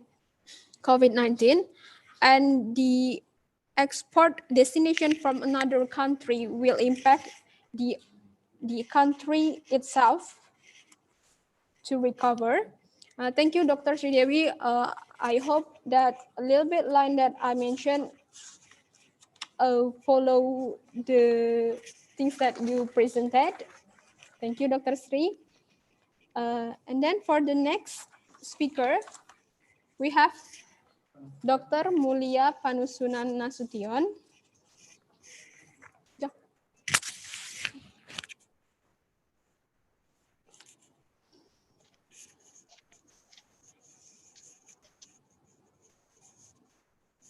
Bisa mulai?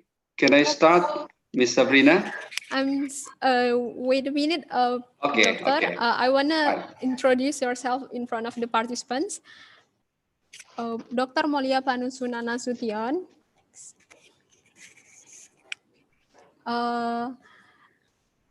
He was born in Panjabungan, North Sumatra, August 27, 1951.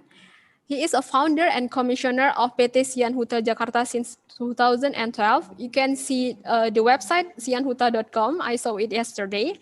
And member of supervisory board of Persahabatan General Hospital Jakarta since 2016.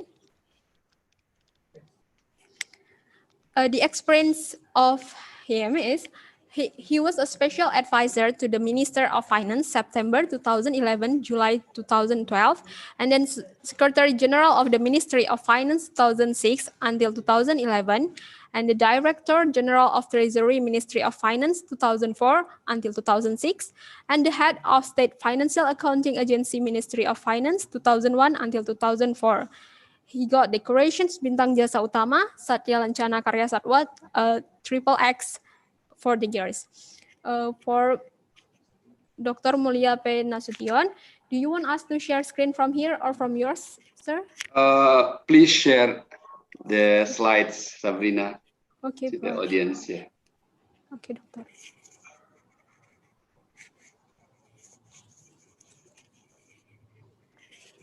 The time is yours, sir.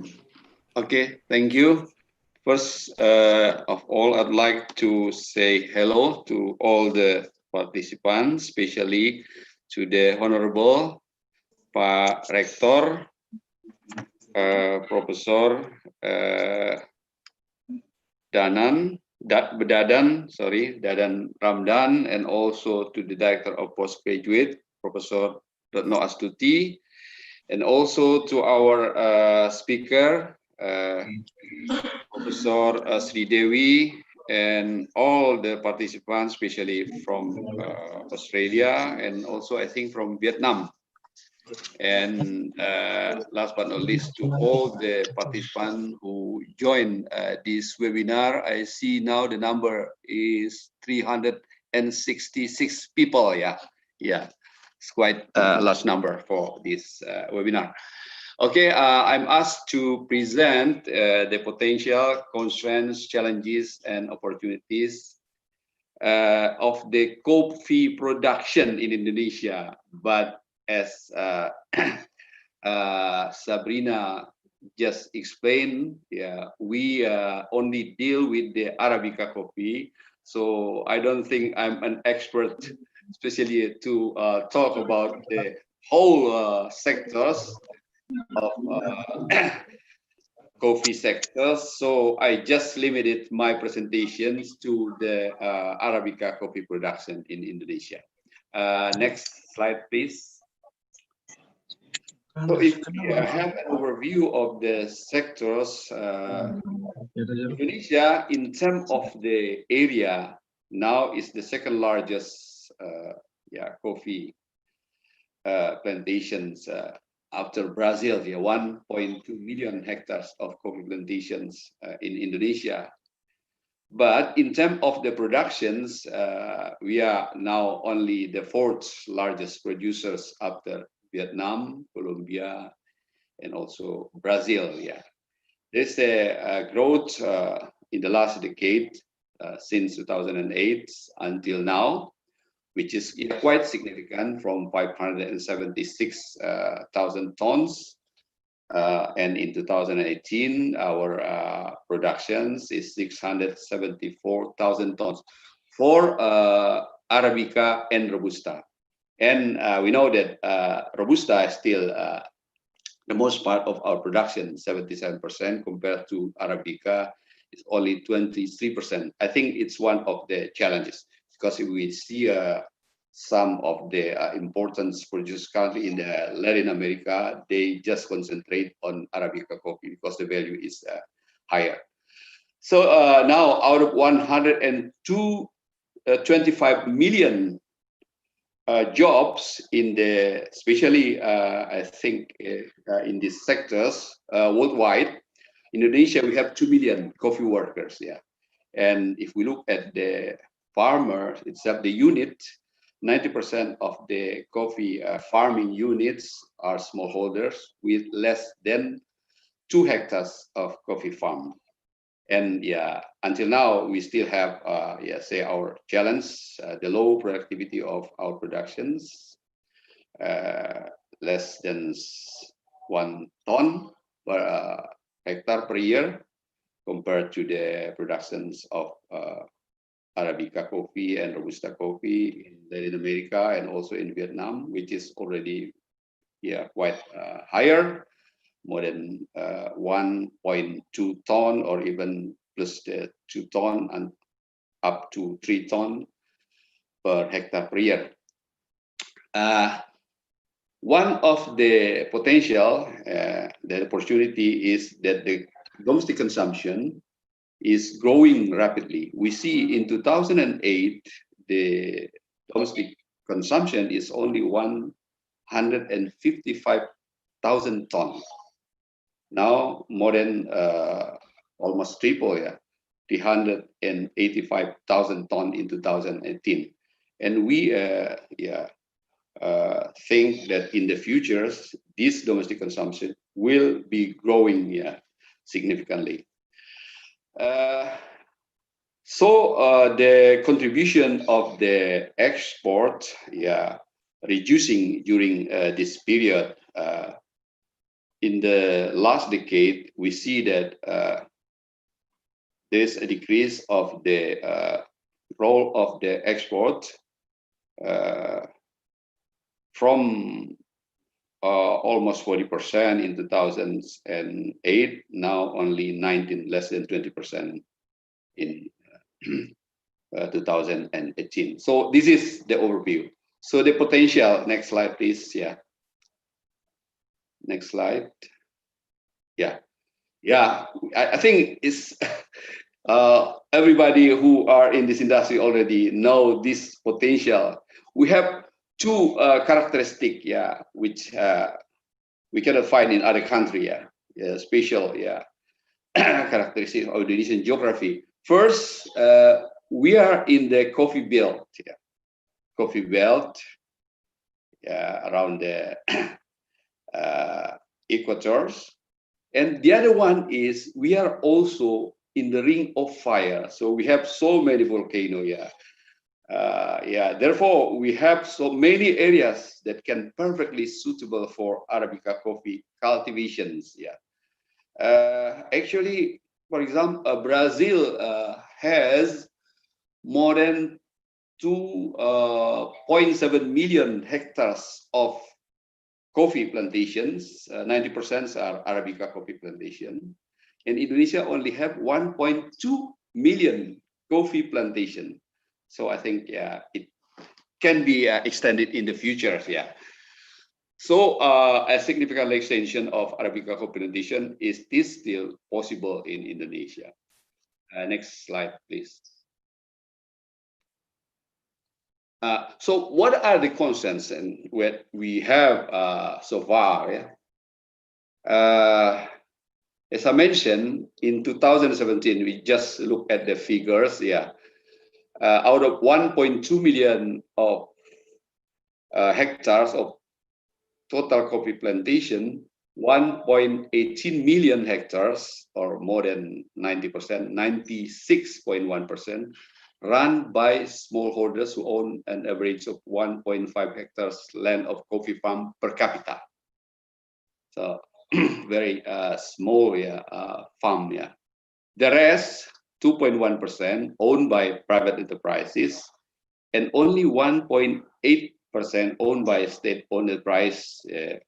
One of these, which is very important, is in East Java, where the center of excellence for this coffee industry, which is already built before our independence by the Dutch. And as mentioned also by the Secretary of the Director Generals of Perkebunan, Pro Plantation, Pak Antario, we have the problem of aging coffee farmers, and also mentioned by Ibu Sri Dewi. So this is also concerns in our development of this sector, because it is less attractive as a profession for young generation. There are the so-called 4D, which mentioned by Mrs. Sri Dewi. It is quite challenging.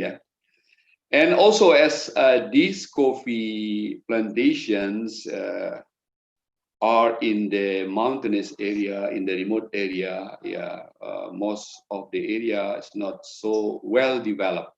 The roads, the electricity, the public health service, and also the telecommunication. So this is also the concerns in the growth of the coffee productions. And last but not least, which is also very important, limited access to capital and marketplace. No bank will provide the investment capital to open a coffee plantation.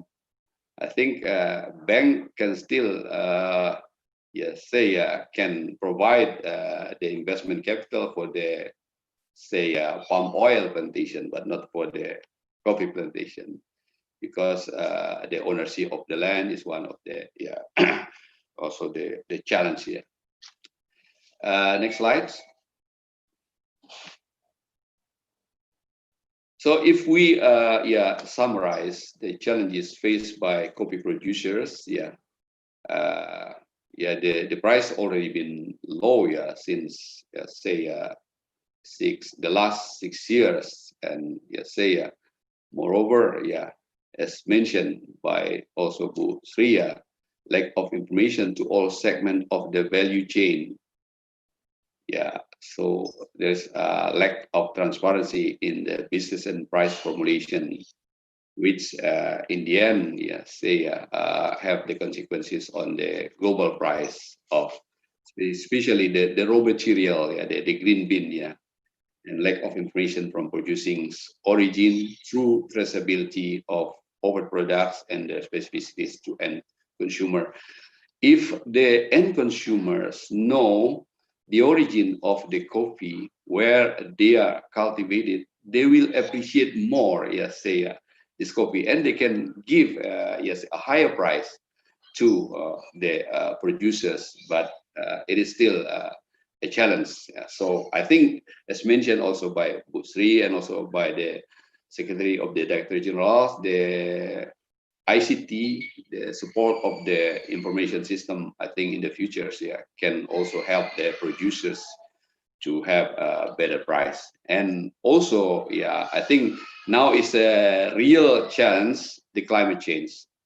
According to the experts, we have to be ready for an increase around 0.2 degrees Celsius every decade, of the temperatures, which will be making the coffee cultivations, area more and more limited, especially for the Arabica plantation, which can, grow in the area above the 1,000 sea level.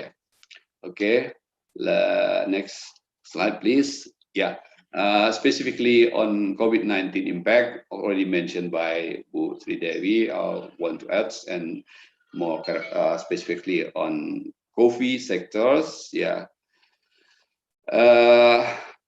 According to the expert, it will have a profound impact on the global coffee sectors. On the productions, as mentioned, labor more scarce.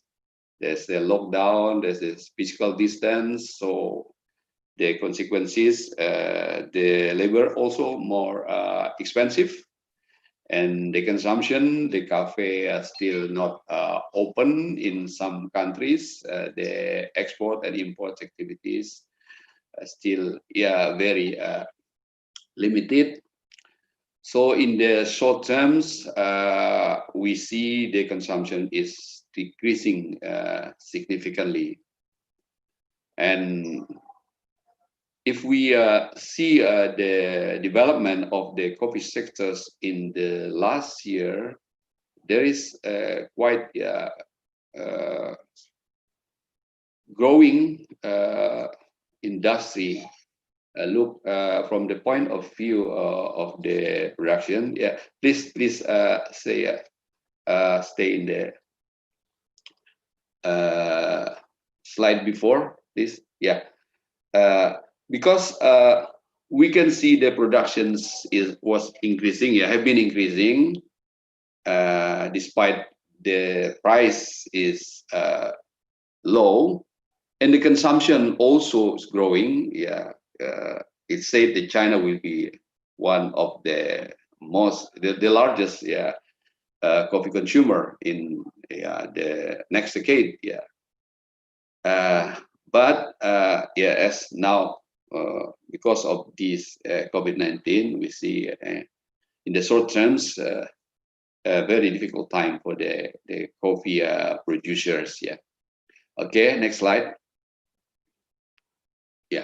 So we have to be optimistic. Despite this difficult times, as mentioned also by the Secretary of the Director General, we have to develop the downstream industry to have more value of these coffee sectors. Actually, most of our productions are sold, especially abroad, in form of the green bean. The green bean, so they are not so much value generated, especially for the coffee producers. And also, I think domestically, a good and enhanced promotion of local beans will have the impact of the the quantity of domestic consumption. Before the COVID, many of the cafe imported their bean from Latin America because they are they are cheaper, but now, as the import activity is also on hold, they depend on the local bean. This is also an opportunity, and also not for the domestic consumption, but in the future also, if we have good promotions abroad, I think the demand for Indonesian product will be also increased. So what can be done during this pandemic?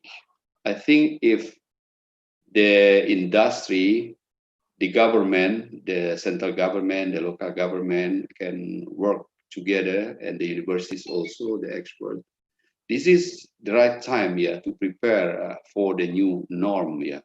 So we should rejuvenate our coffee farm, and also we still can extend the coffee plantations. We have to work together on the legal issues. As I mentioned, many of the coffee farm areas are in the mountainous area, which very often is part of the so-called the national park, or also protected forest.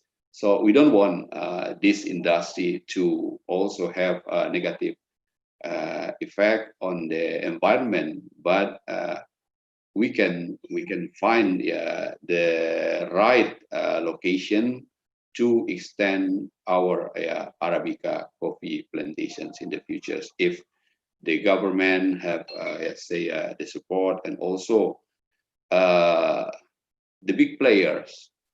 We have been very successfully in developing our palm oil sectors by having a very good collaboration, like in Malaysia, which is also very successfully, between the big player and the smallholder, through the collaboration between, say, the state on the prices or the big enterprise with the coffee farm cooperative. So by having this kind of collaboration, we can increase the efficiency, so the farm will be more productive, and the quality of the production also will be better. So this is the kind of opportunity, I think, that should be grabbed by Indonesia, not only during this COVID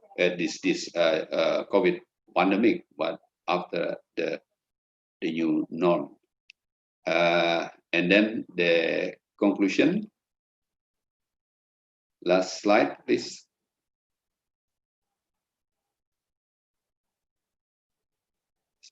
The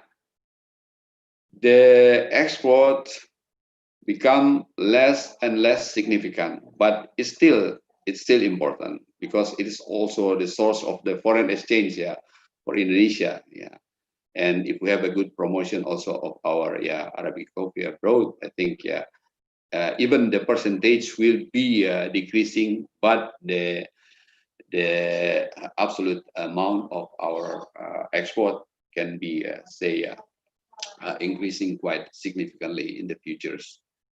Especially during this pandemic and in the new normal, the support of the government is very, very important. I think the government has also already have the policy to the government budget, to the Ministry of Agriculture, and through other, related ministry, to support the small and medium enterprises.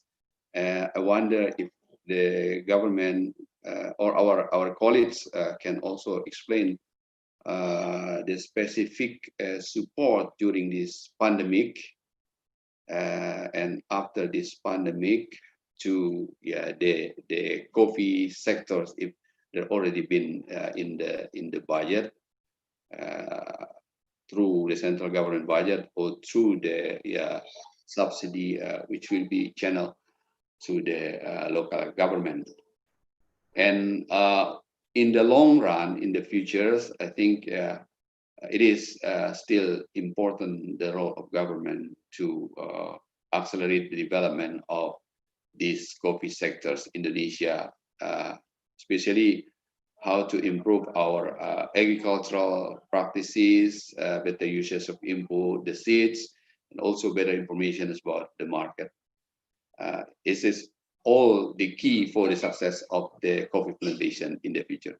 So with Sabrina and all the participants, that's my presentations. I hope it will give clear pictures, especially on the Arabica coffee sectors in Indonesia and the problem that we have, but the opportunity also that at the same time we have. And as I mentioned, we must be optimistic, and we we are still optimistic even in very difficult situations. We should be able to survive, to go through this pandemic period. Thank you for your attention.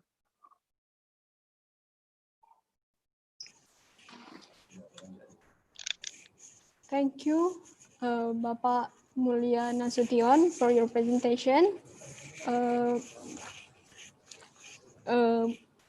Bapak Mulia Nasution already presented about the potential constraints, challenges, and opportunities for coffee plantations in COVID-19 and new normal.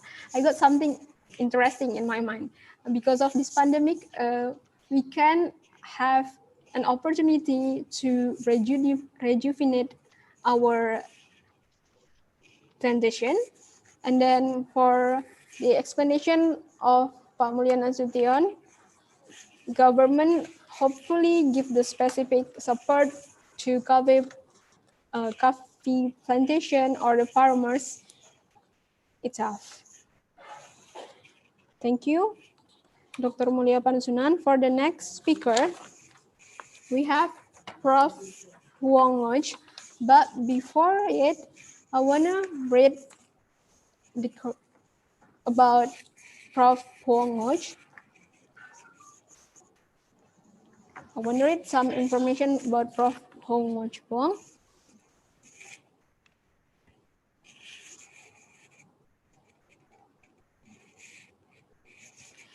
He is in Loyola University Chicago Vietnam Center.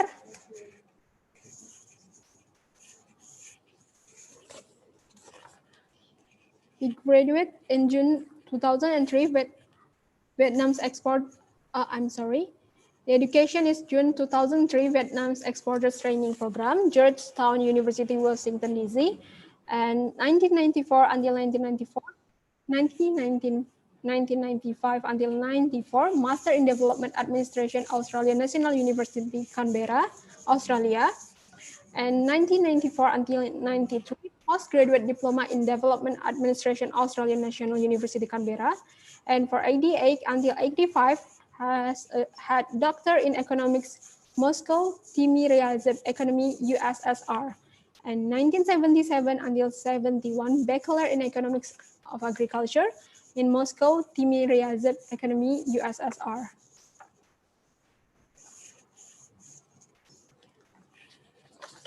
The news working and management experience until June 2020.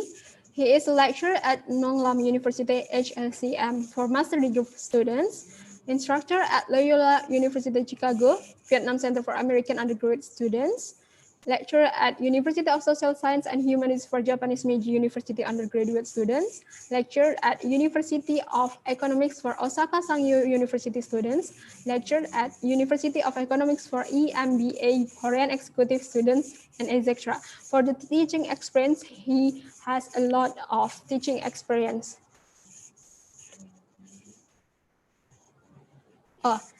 He came to Medan, Indonesia for a presentation at Universitas Medan area in November 2018, which topic how Vietnam's economy changed from socialist to a capitalist system. Here is some information that I can share with you.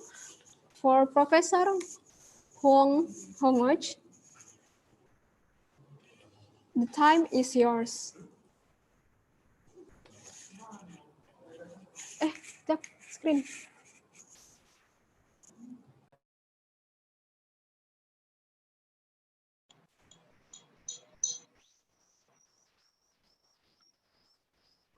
Good evening, everyone. Can you hear me?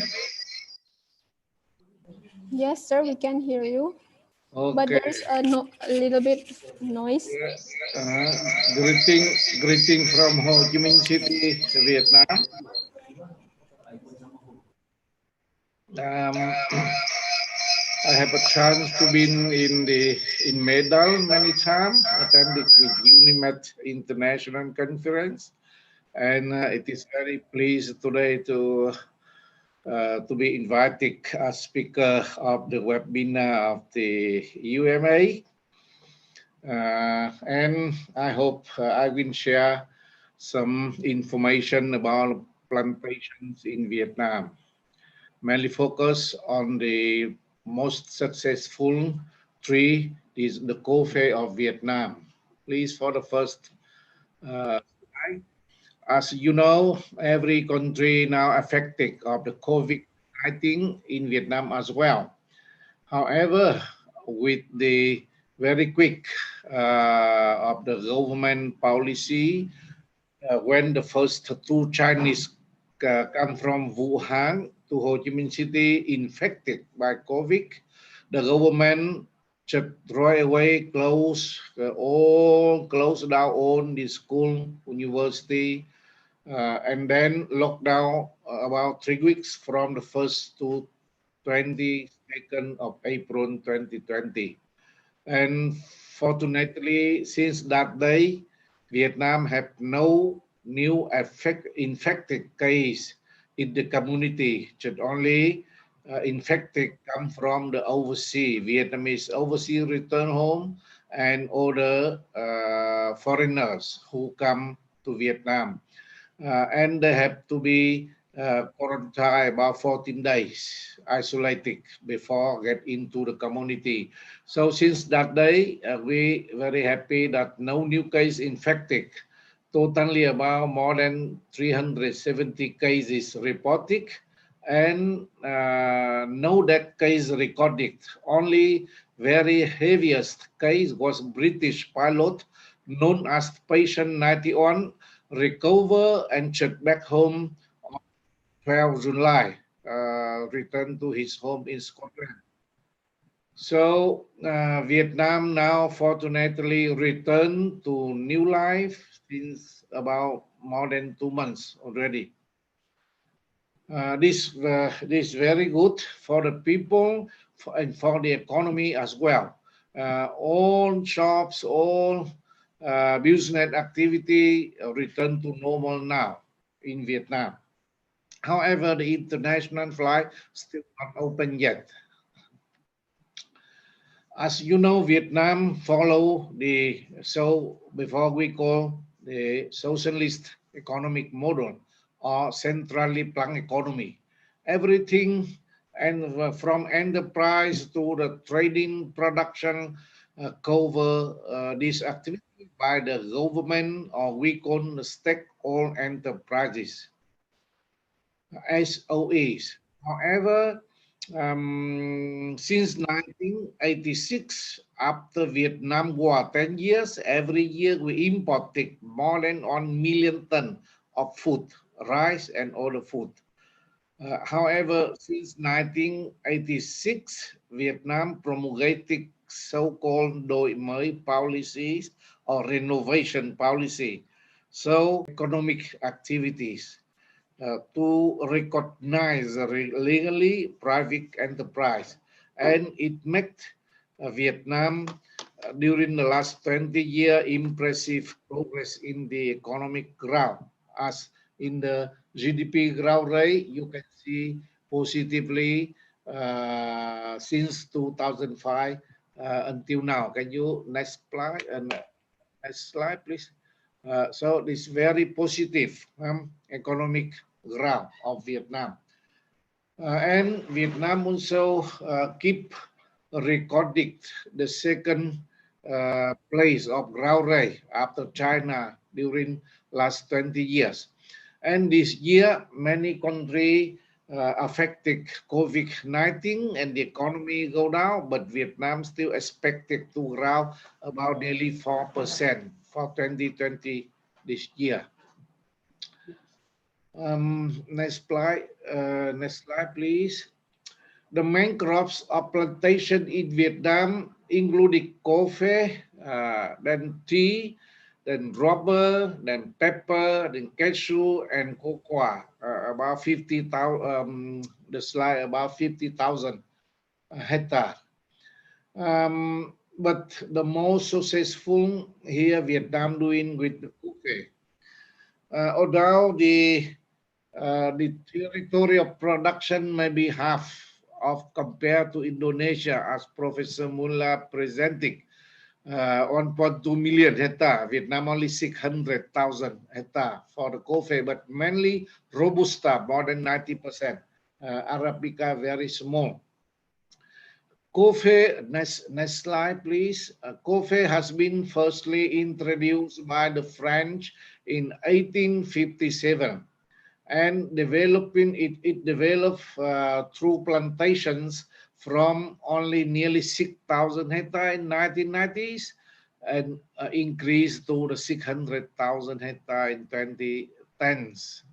So very quickly. Every year in the period of 2011, next slide, please. 2018, the coffee growth rate recorded about more than 8% per year, and productivity relatively is high, recorded 2-3 tons per hectare per year, compared to Indonesia, as Professor presented, that about 700 kilogram. So maybe 3 times. So this makes the second place of coffee output in the world after Brazil. Also Vietnam plays the second after. And the export coffee is one of the years 2018, 2019, and the first 3 months of the 2020. So the number of exports still keep growing, a little stable. The coffee output made up about 3% of Vietnam's GDP. Next slide, please. And the average on the period 2011-2018, the average export value about more than $3 billion US per year. And Vietnam coffee export to more than 80 countries and territories, and it made up about more than 14%, more than 14% of coffee bean in the global export market. As you know, Vietnam and Indonesia are two main exporters to China and made up totally about 10% of the import of this market. Instant or roast coffee, Vietnam ranked about 5th place, made up about 9% market share after Brazil, Indonesia, Malaysia, and Indonesia.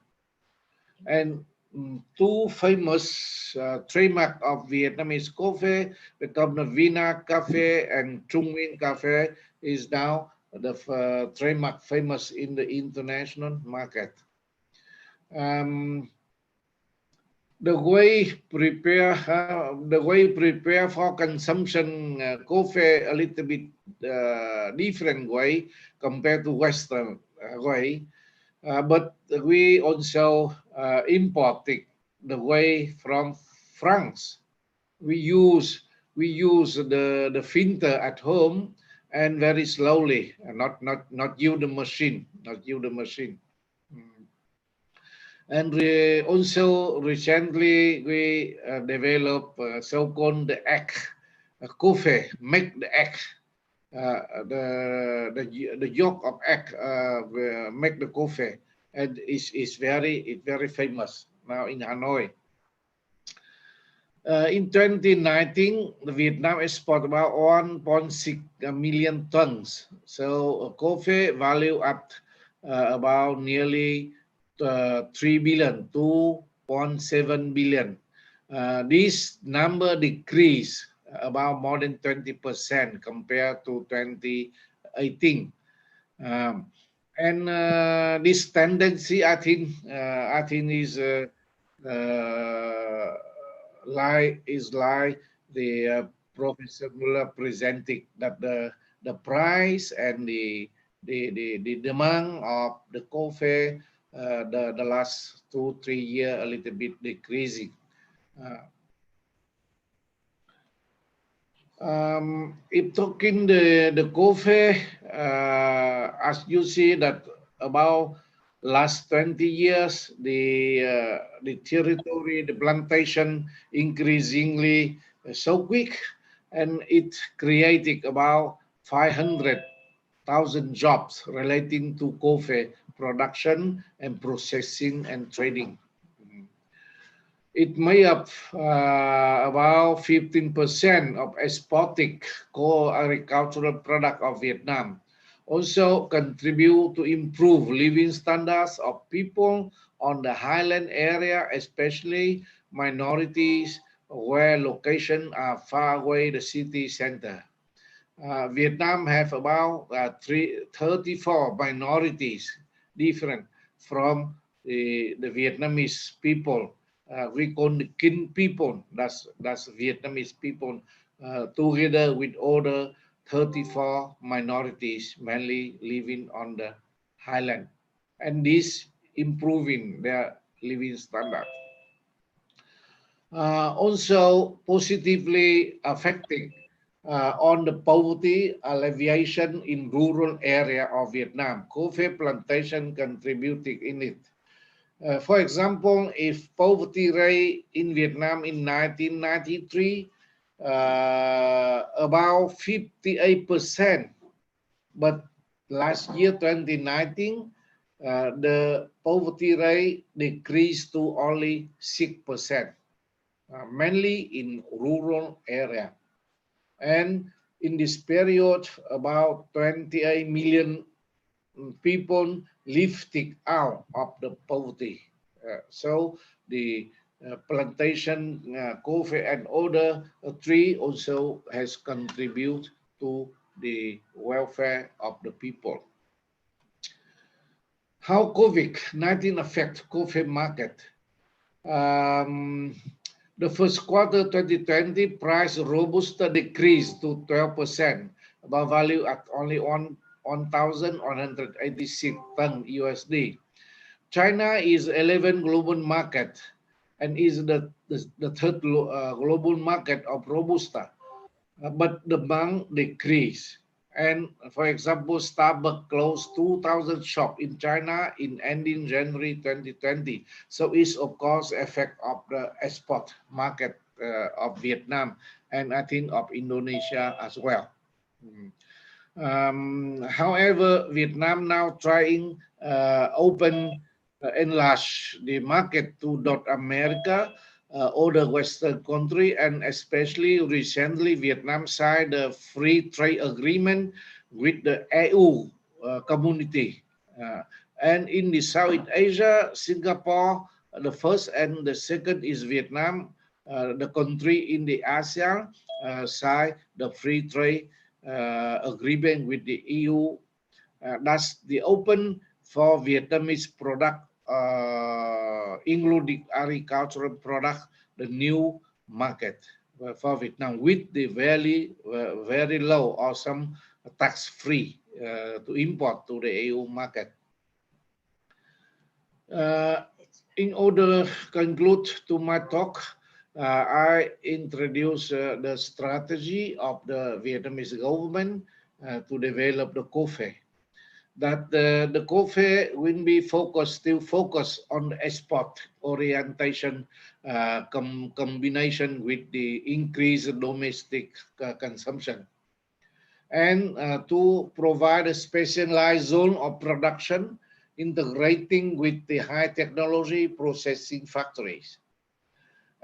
Also to develop trademark promotion, marketing, exhibition, attract high qualified human to work for coffee industry. The picture lie in the rural of Indonesia. The people who work for coffee plantation, mainly the Asian people, the young people, they want to move to the city center. So there is a lack of the high qualified working for coffee as well. To develop research and development, also focused on the market. And also new strategy that to develop with the overseas Vietnamese enterprise. Now we have about nearly 4 million Vietnamese who live in the overseas across the world, mainly in the United States, in France, in Europe, in Australia. So the strategy is cooperate with the Vietnamese enterprise to penetrate market like in Thailand, in Australia, in France, in Germany, and America. And target 2030 to export coffee value reach about $6 billion. So that's all my sharing with our webinar. Thank you for listening.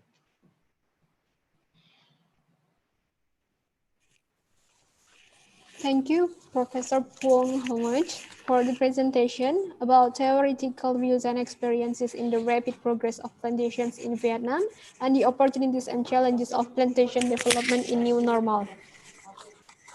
I got a big line from the first until Professor Puong Hongoj speakers that high technology really helpful at this time in COVID-19, the impact of COVID-19 for each country. And then the same things is there is a decrease of the coffee itself in Vietnam. Thank you, Prof. And then for the next speaker, we have Dr. Muhammad Zukime. Before he starts his presentation, I want to share some information about him. He is in Pusat Pengajian Inovasi Perniagaan dan Tekno Usahawan, Pusat Pengajian Unimap, Kangar 01000 Kangar, Perlis, Malaysia. Dr. Muhammad Zukime Majuna started first career as a research fellow at University Utara Malaysia since 1999 until 2003, and we know that he is a friend of Dr. Sri Dewi, and he is a friend of Professor Zulkarnain Lubis, one of the moderator should be. And then he is now a lecturer at University Malaysia Perlis. He has taught various diploma, undergraduate, postgraduate, MBA or PhD for course in Management, Engineering, Economics, Entrepreneurship, and ICT courses at the Center for Communication and Entrepreneurship Skills. Dr. Muhammad Zukime Majuna also organizes and facilitates in research and publications and directly involved in other public services. He is now a training facilitator, a course or examination, moderator, a course supervisor, an author, a research collaborator, and peer reviewer for national and international conferences. Dr. Zukime's areas of research interest include neural network or artificial intelligence application in economics, human resource economic and labor economic, or applied econometric or management or ICT, information technology, security or SME ICT policy, forecasting methods or research method, data mining, technopreneurship, or SMA. For Dr. Muhammad Zukime, he has a professional experience, University Malaysia Perlis, has a senior lecturer, School of Business Innovation and Technology Unimap, 2015 until to date, program chairperson for entrepreneurship 2007 until 2009, committee members for development new proposal business program and School of Business, lecturer, Center for Communication and Entrepreneurship Skills. For Dr. Zukime, the time is yours. Your microphone isn't on yet.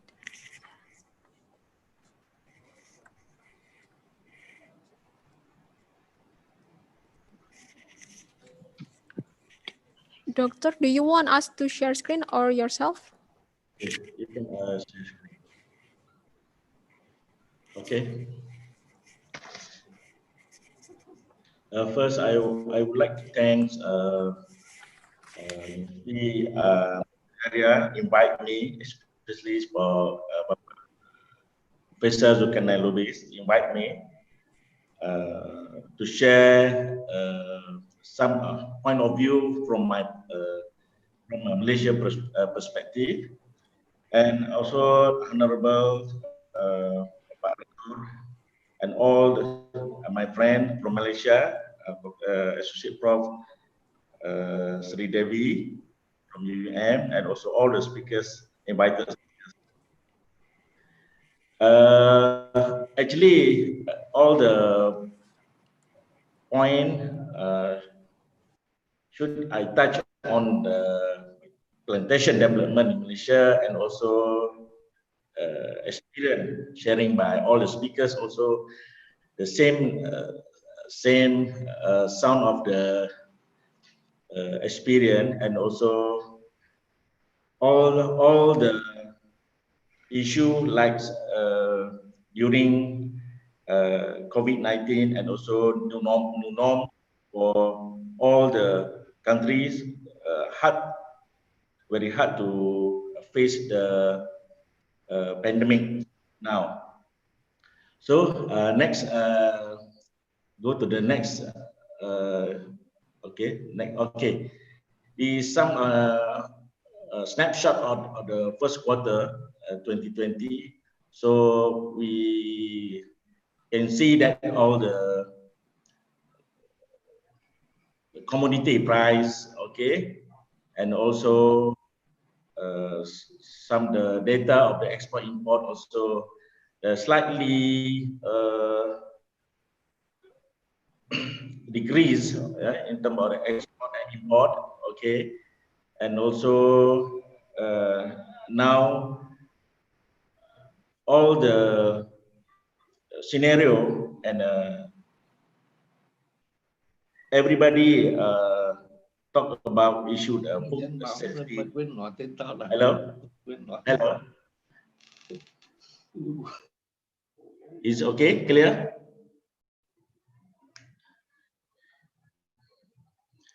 Clear. It's clear. It's okay, yeah. Okay. So all the speakers and all my friends, can you next slide? Okay. Can you move to the next slide? Okay. In the for the overview, and all the my speakers talk about plantation. Okay. And what I mean is sustainable. What is more appropriate word to how to sustain our plantation sector? Okay? Actually focus on the rubbers, palm oil, cocoa, and also coconut, and also coffee also. So all the volatilization of the pricing issues, okay. So everybody focus on the environmental issue, okay, social issue, economic performance, okay. Now, when I survey from the industrial perspective, okay, actually from a Malaysian company, okay, we divide by two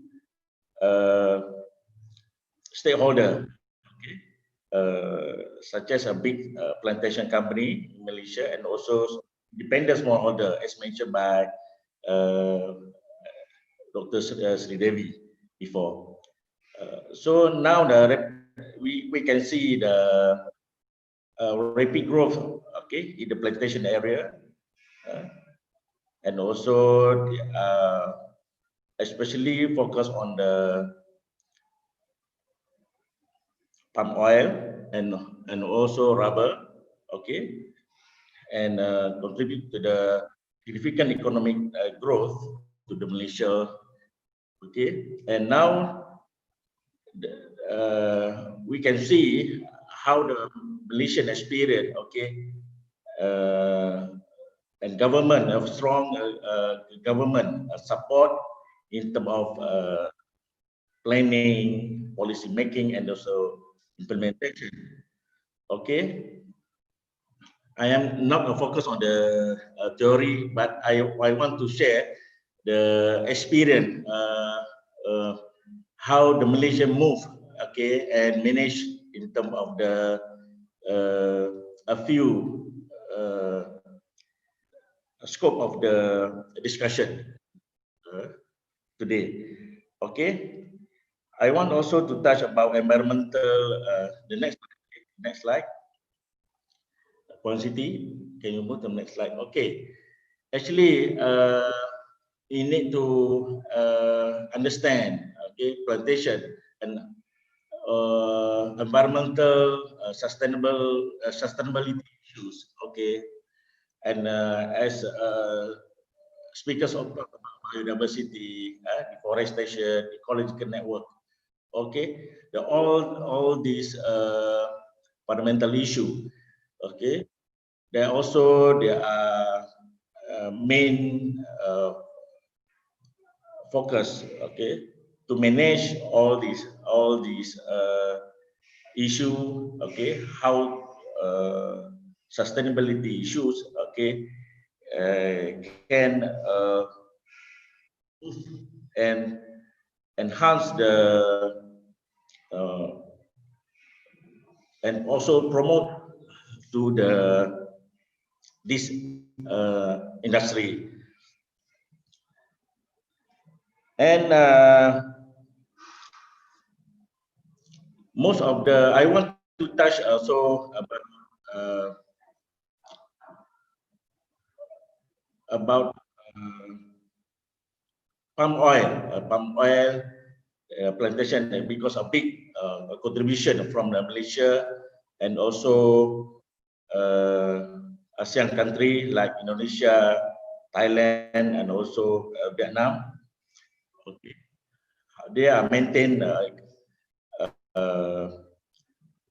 ecosystem, okay, and also to protect and enhance the high conservation value, okay, especially for peatland conservation, okay, because actually every year we are facing the problem, okay, the pollution, okay, from the peatland, swamp fire. So and also our speakers also touch on the effective stakeholder involvement process. Okay, very for me a very important issue. How the stakeholder involved, okay, like government, okay, government and company and smallholder to work together in the strong way, okay, involved in the process for to increase, okay, in terms of productivity, okay. And also, I want to touch also the contribution to the economic growth and employment. Okay, we can see the next slide. Okay, next slide. Next slide. Next slide. Okay. We can see GDP in terms of production where support agriculture. Okay. Now we can see the first quarter 2020, a negative 8.7%. What the meaning is now its production is slow, and during the pandemic, okay, and our government very struggle, okay, to set up the strong program and policy to support company and independent smallholder in terms of the plantation, okay, productivity. Okay, next. Okay, I touch also agriculture negative. Okay, next point. Next. Okay, we can see the first quarter 2020. Almost rubber and oil palm. Okay, contribute a negative. Okay, the first quarter around 18 to negative 18 to 22%. Okay, to GDP growth. Okay. Next.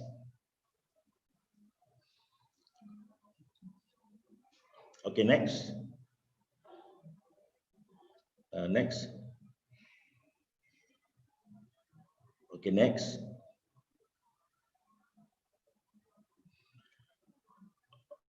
Okay, we look at on the natural rubber. Also, we can see the production of natural rubber decreased. Okay, 6.8% in first quarter 2020 compared with quarter 4, okay, 2019. Okay, export also decreased. Okay, 3.9%. Okay, and average price for latex increased 3.8% in the first quarter. Okay, 2020. Okay, compare, and average price of SMR 20 decrease. Okay, so now there are plantation company, now they are moving to looking at this downstream sector, how they are to cover the volatility of the pricing of the market. Okay, to tackle the volatility, okay, of the market. Okay, next. Next slide. Okay, next slide. Okay, I want to we go to the next challenge. Okay, next. Next. Okay. So you can see also oil palm, the production, okay, and also average price, okay, fresh fruit bunches and crude palm oil also decrease. Okay, you can next slide. Next slide. Next. Go to the okay. Next slide. This is also a touch already touched by the Sri Devi. Next slide. Go to the next slide. Next.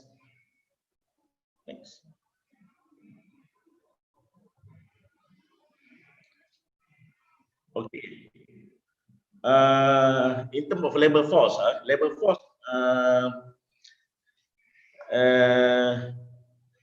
for during pandemic, okay, is now. So in the involvement labor force, okay, in the plantation sector will decrease as mentioned by Sri Devi, and also now around 500,000 available for the plantation sector, and before that all the labor force is coming from the Indonesia, majority from Indonesia, Bangladesh, and also, and from the workers are not attractive to involve this plantation sector. So labor market is stable in the during the movement control order during 18 March. Okay, so government, Malaysian government, okay, should be planned special program, okay, how to attract the young person to involve this plantation sector. Okay, the next.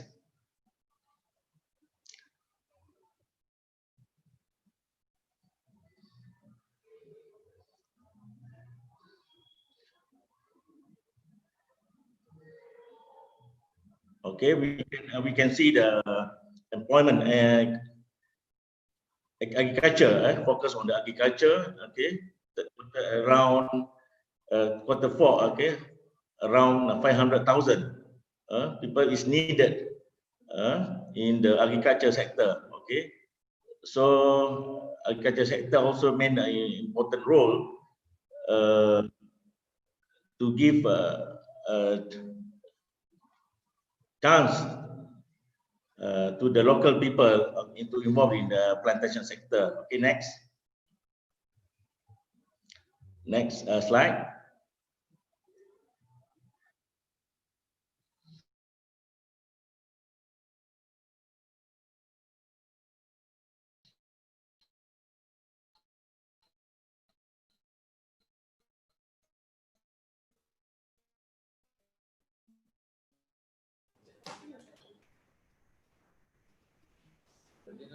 Hello, Dr. Zukime. Can you hear our voice and can you see our slide? The slide that we share screen?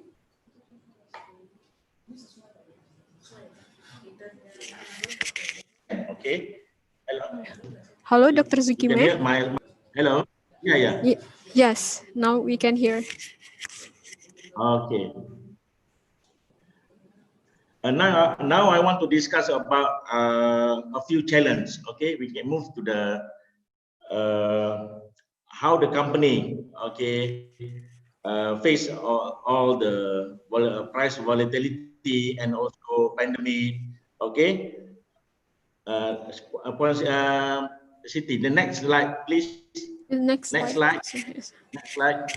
Okay, next slide.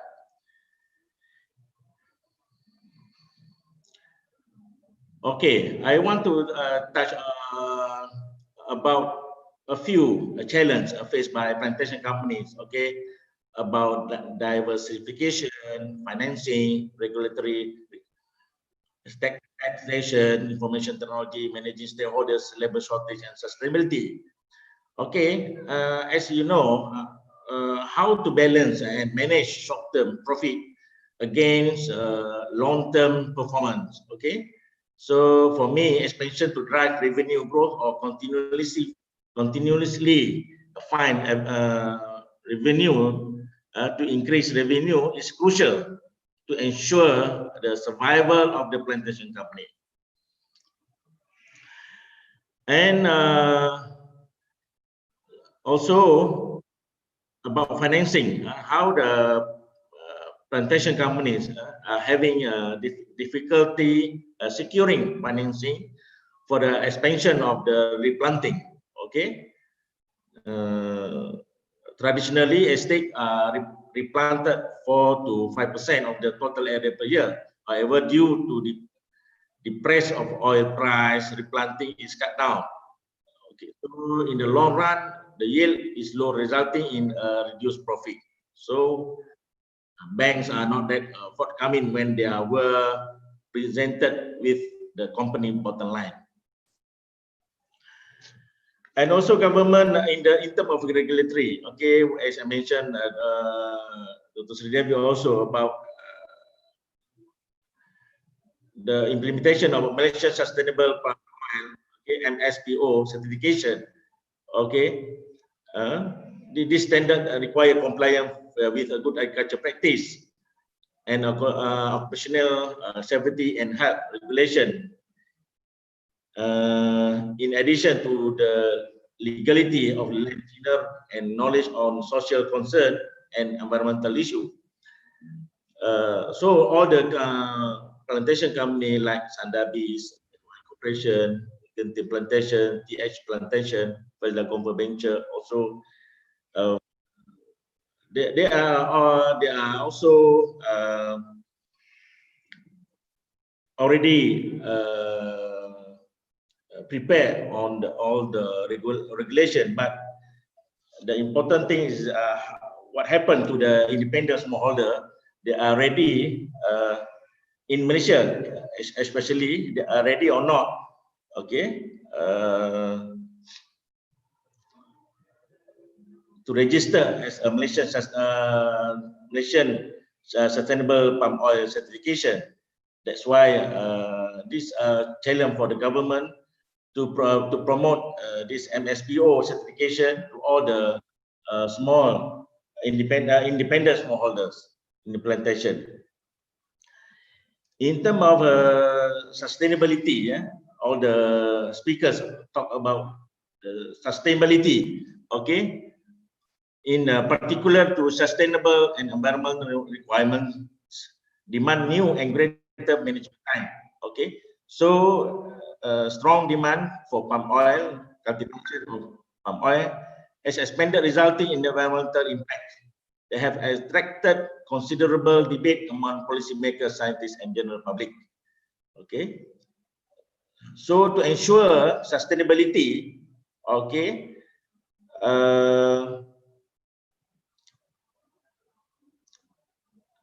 the credible global standard and engagement of the stakeholders is very important. Okay, and the sustainability criteria set ensure the basic right of the indigenous landowner, local community, and plantation workers are respected and considered.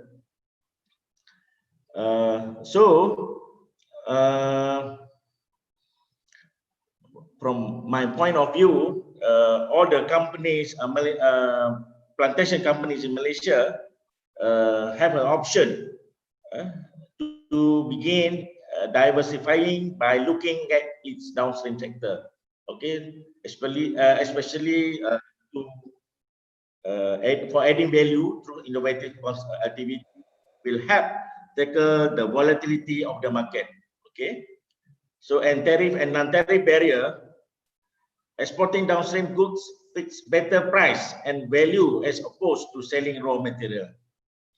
I think that's all for the first my presentation.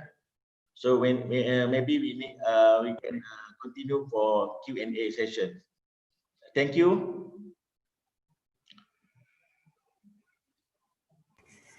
Thank you, Dr. Zukime, for the presentation about from technical socioeconomic perspective, from experience in the rapid progress of plantation in Malaysia and the opportunities and challenges of plantation development in new normal. For the last speakers, we have Professor John McCarthy. He can speak Bahasa. He has a lot of research about Indonesia.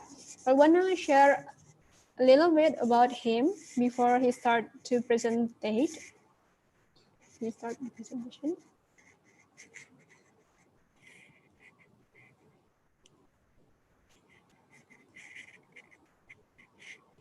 He is from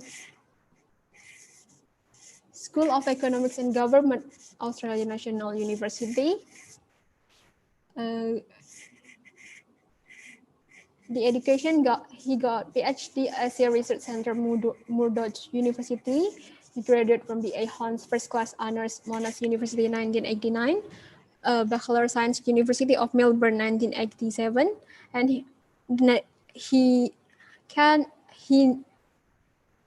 National Accreditation Authority for Translators and Interpreters (NAATI), accredited translator and interpreter bahasa Indonesia. He can speak bahasa Indonesia. He want me to call him Pak John. And in January 2006 until present, he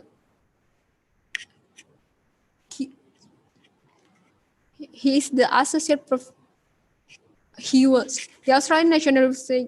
He is in Australian National University, Canberra, Australia. I'm sorry, my mistake. And in May 2003, December 2005, Research Fellow Asia Research Center, Murdoch University, Western Australia. And April 2001, May 2000 until May 2003, Postdoctoral Fellow Van Vollenhoven Institute, Leiden University, the Netherlands. And January 1995 until December 1995, sessional lecturer, RMIT University, TAFE, Melbourne.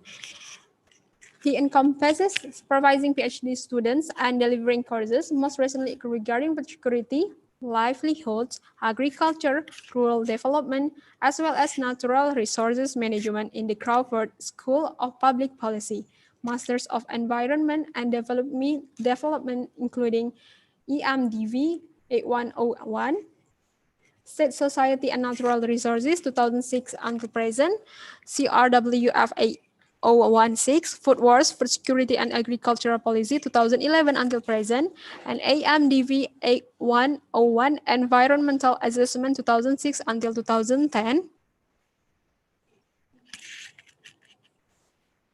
And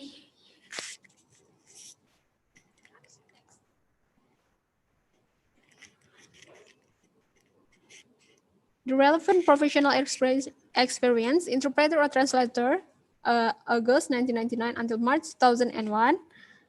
And he has a lot of research that made in Indonesia, if I'm not mistaken, because I read it yesterday. And you can see it in front of your screen for the details of him. Without further ado, Mr. Pak John McCarthy, the time is yours.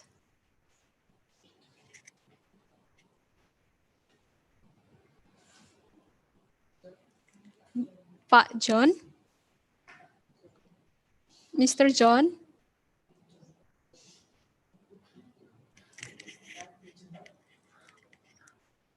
I think your mic still off, sir.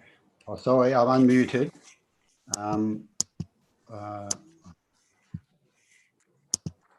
Okay, can you see that now?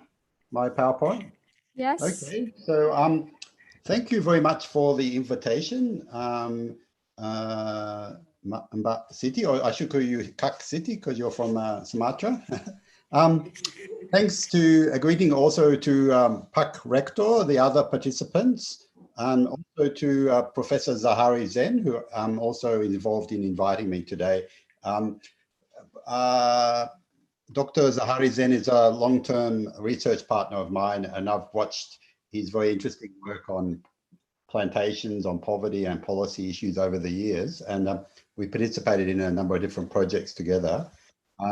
So I've been working on these issues for, I guess, more than 20 years, maybe too long, including with C4 on forestry issues, but also recently on food security issues with ASEA. So, and also we did a book with Robert Cram on oil palm, comparing Indonesia and Malaysia, which I think is still in Jakarta Airport last time I was there, but I haven't been to Indonesia for a while.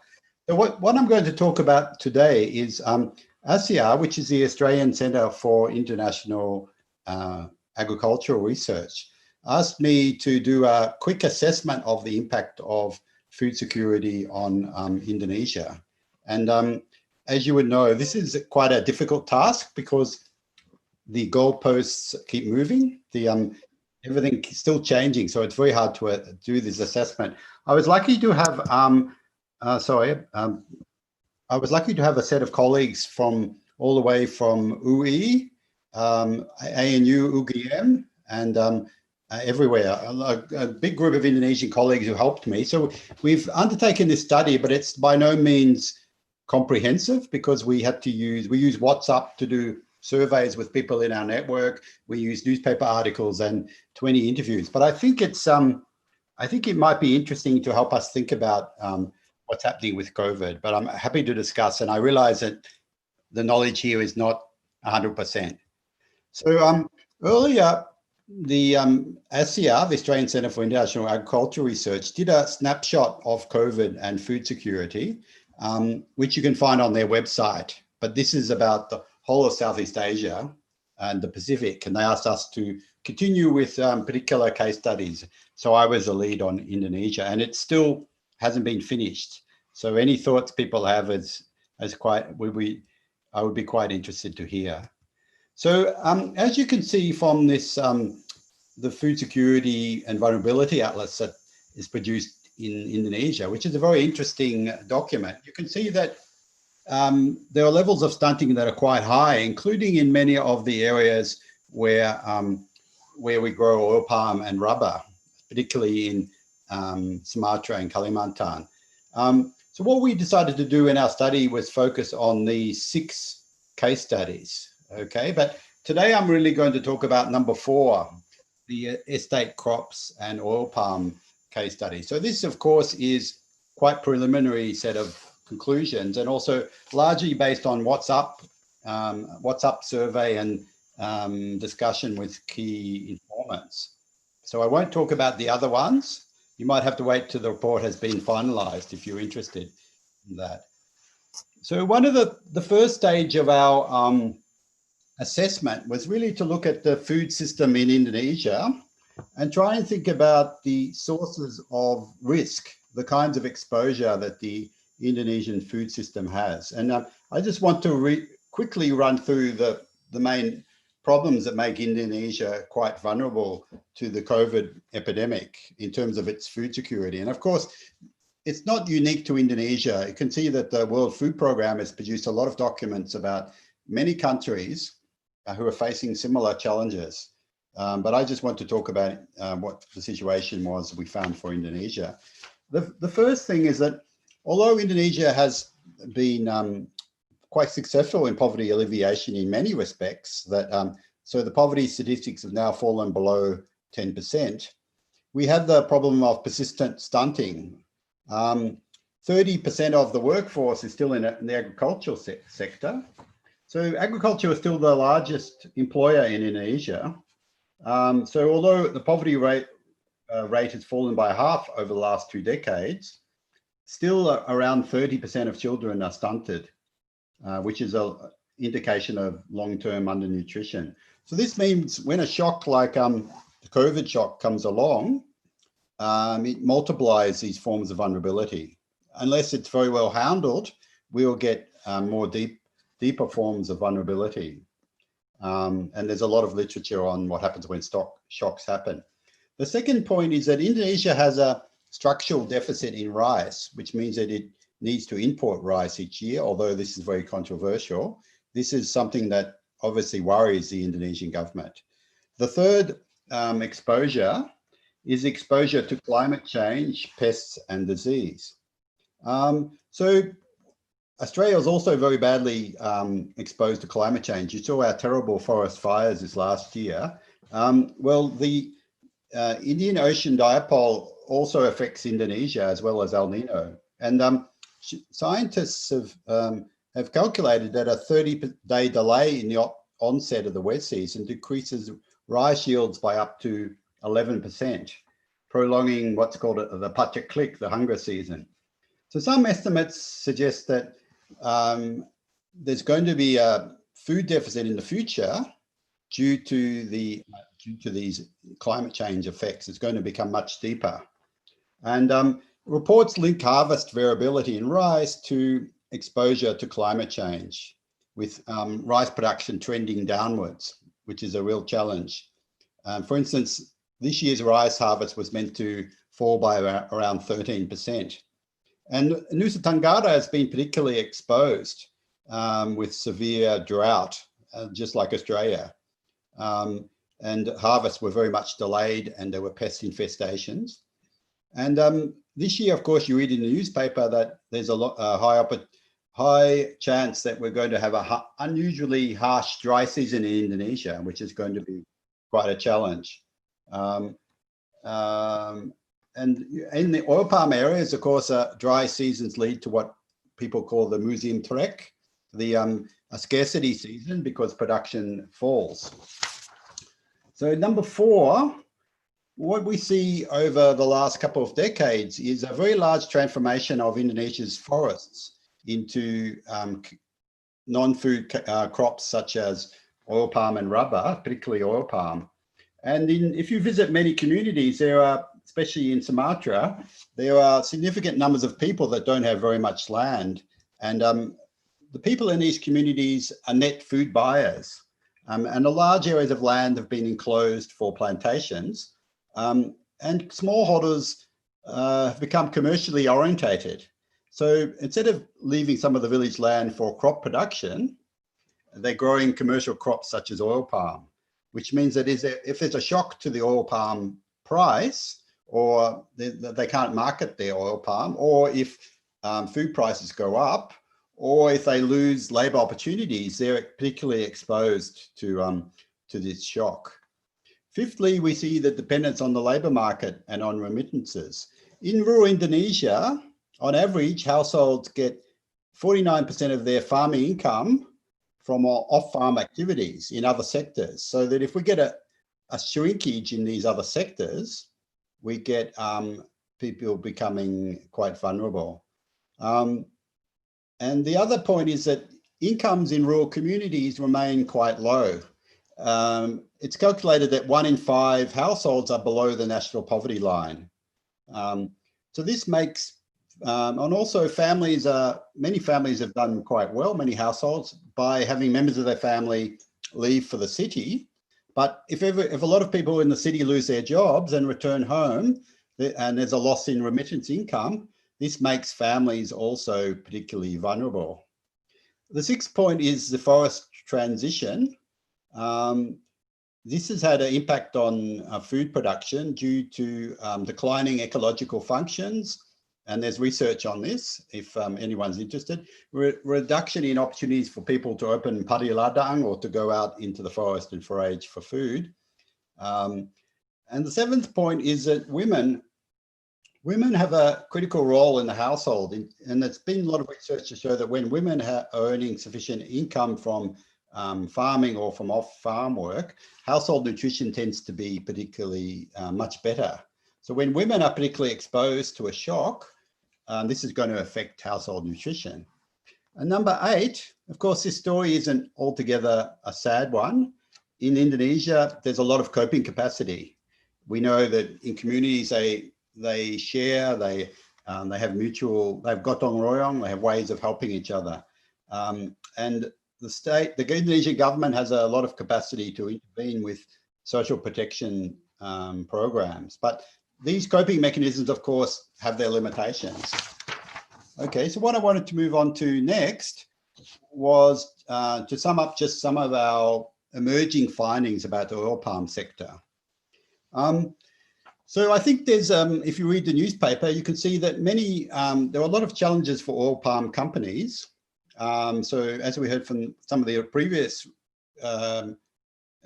presenters, some oil palm companies are facing serious challenges, but there are also reports that oil palm companies continue to profit, to operate as normal. Unfortunately, the story isn't the same for a lot of independent smallholders. In fact, in Indonesia, there's an estimated 2.4 million smallholders and estimated 10 million workers. And 70% of those workers are daily casual laborers or buruh harian lepas. So what's happened is that demand for estate crops has fallen. We've seen that in a number of the other presentations. And this has particularly impacted oil palm and rubber smallholders, particularly rubber smallholders, but I don't want to talk about that very much today. The problem is that there's an oversupply in some value chains. So companies prioritize their own production. So they use their own production and they take that and sell it into the market. And so they're not buying as much from independent smallholders. So the mills reduce their working hours and sometimes even some mills are closed. Now, I should say that the reports we're relying on are from about a month ago. So things may have changed a little bit in the last month. And also it's very difficult to generalize from our small scale sample. So I'm just aware that we've got to be careful not to generalize, but I'm just summing up what we've found. In May 2020, we found in a survey of smallholders that the fresh fruit bunch price had dropped by about 40% in some villages, impacting badly the income of farming households. Of course, this is not everywhere. This is just in some places. Oil palm production continues. So people face the same operational expenses, even if the price of their fruit has fallen. And so as a result, independent smallholders may no longer be able to afford to pay for casual labourers and might make much more use of family labourers. So there's work in many of these villages. The buruh harian lepas or casual workers are not well paid and now tend to work even less, much fewer work opportunities outside the oil palm sectors. If you do surveys in oil palm areas, what you find is that a lot of buruh harian lepas and marginal smallholders These are smallholders with 3 hectares or below of what people call sawit, what they call it, just sawit kampung, like using local seeds. These people have very low production, and if you do a food security survey in those communities, you find that they tend to cut back on protein during the musim trek. And so as a field researcher, I'm not entirely surprised that when we look at the stunting rates for places like Langkat, Asahan, or Langkat, I think the stunting rate was around 55%, Asahan 44%. This is from a few years ago. It may have improved in the last few years.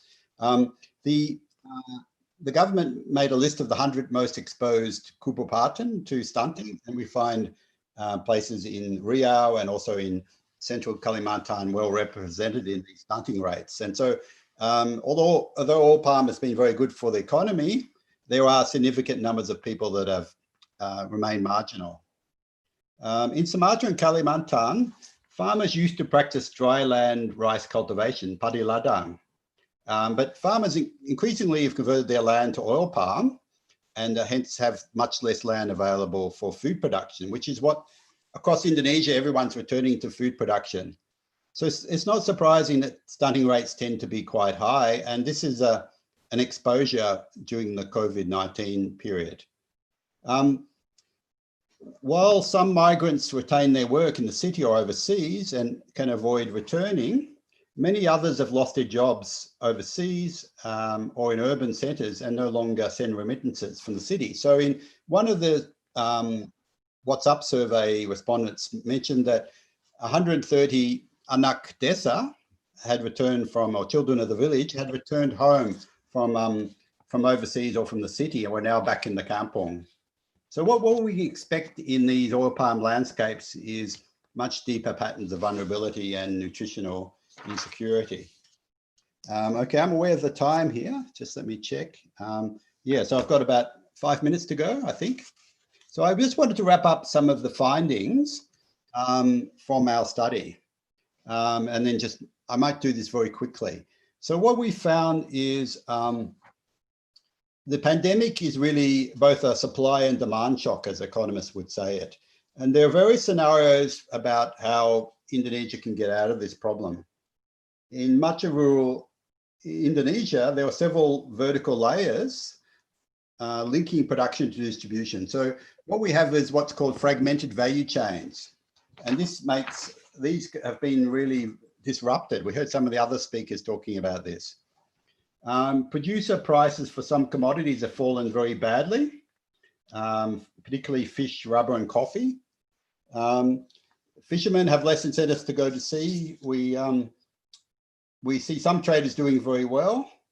But what we see in general is that the impact of the crisis is highly differentiated. By that, I mean that vulnerabilities and risk are not spread evenly, and we have to look at the particular production context to understand how this works out. What we find, though, in general, is that households who are specialized, whose livelihoods are overly dependent on a single commodity, for instance, fishermen, rubber, oil, palm, or coffee producers tend to be particularly badly hit. And if you look at the terms of trade data, you can see the impact on estate crops is particularly bad. So those who have precarious wage labour or those without land in these sorts of landscapes are particularly exposed. And those with low capacity to grow their own food. Those integrated into these production systems on less positive terms tend to be more vulnerable. So we see a quite significant welfare shock, especially for marginal smallholders and for women who work in the informal sector. And for those, in terms of going back to growing their own food, this is only possible for some people in some places, because in some places there's no land available or people are landless. Okay, so of course, there were a number of interventions around stabilizing prices, social assistance and credit. I can't go into that due to lack of time. But what we can see in general is going in the surveys that we did and in the analysis we were able to access is a fall in demand for protein and vegetables. So, for instance, the price of vegetables and the price of ikan teri have fallen in many places. Although we can't generalize, I've also seen reports that fishing prices have gone up elsewhere. So I'm aware that we've got to be careful not to overgeneralize.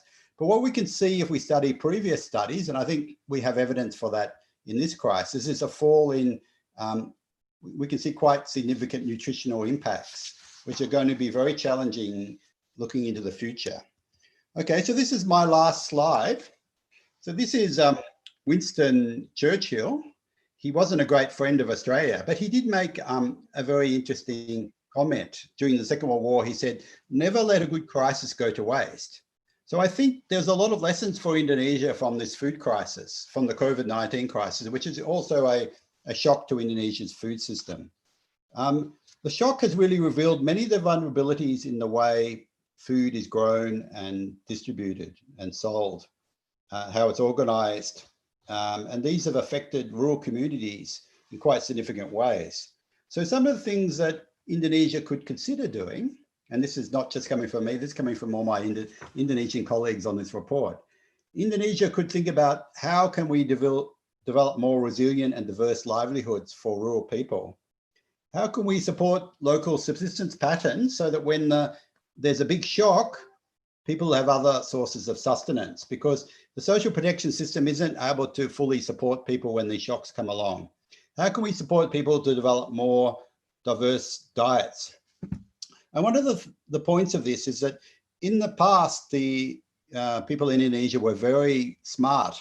The rural smallholder always diversified. So if you go to rural Kalimantan, in the past, they might have their rubber garden, but they also had their ladang, their padi ladang, and they also had a vegetable garden. So in the past, Indonesians, rural people really had a lot of wisdom about how they handled their agriculture. But unfortunately, with the move to monoculture, these systems have become, have been lost. So one of the things that my colleagues were suggesting was that Indonesia should support more heterogeneity, supporting agroforestry, crop diversification, and think about how to help smallholders face ecological risk with climate change coming along. And also developing responses that build on local institutions and knowledges.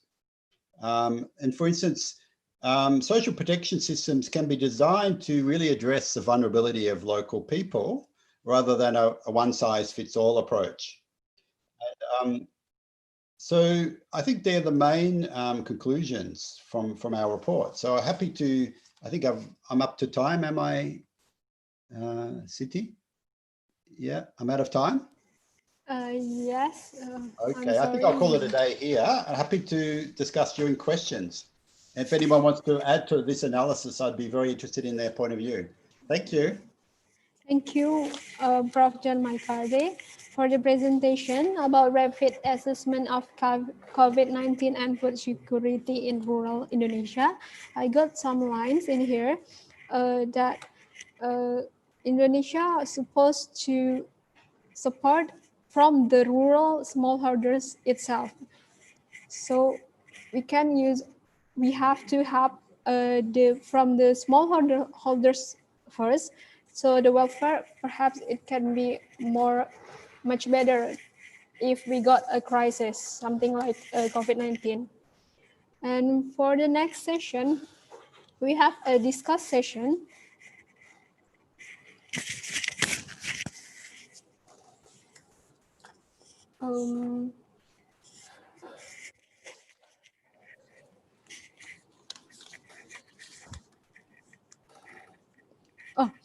From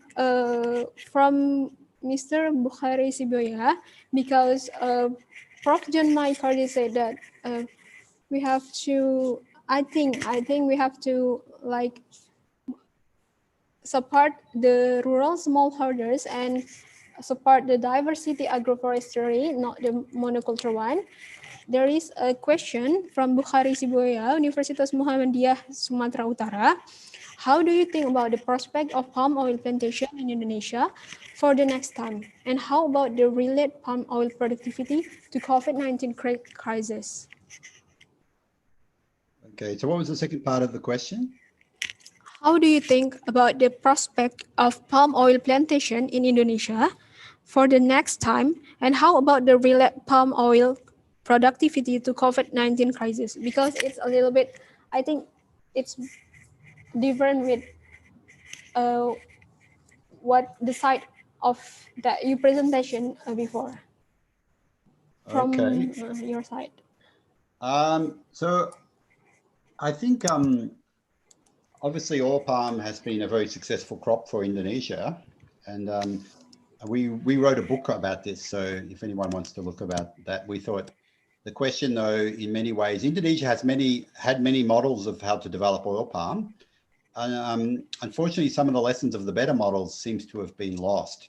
So there are opportunities to include smallholders in oil palm production in more successful ways in Indonesia's own experience. And we can learn from those experiences. At the same time, there are many forms of production that don't really profit smallholders very well.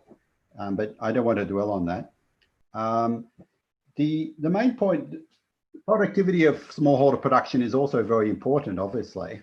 But the thing that's happened now with this COVID-19 shock is that it's not just a matter of the smallholder.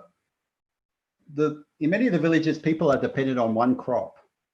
And when that crop is not going well, they're going to be very vulnerable, especially when they haven't got food crops or other crops, other sources of protein or other sources of work in those landscapes. If that sector falls over, they're going to be in a very difficult position. So the traditional way for Indonesian smallholders is that they would not do one thing. They always do many things. So this is setting these communities up for very difficult times. And also, if you look at the literature on the Buruh Harian La Paz, they're often also very vulnerable in terms of the wages.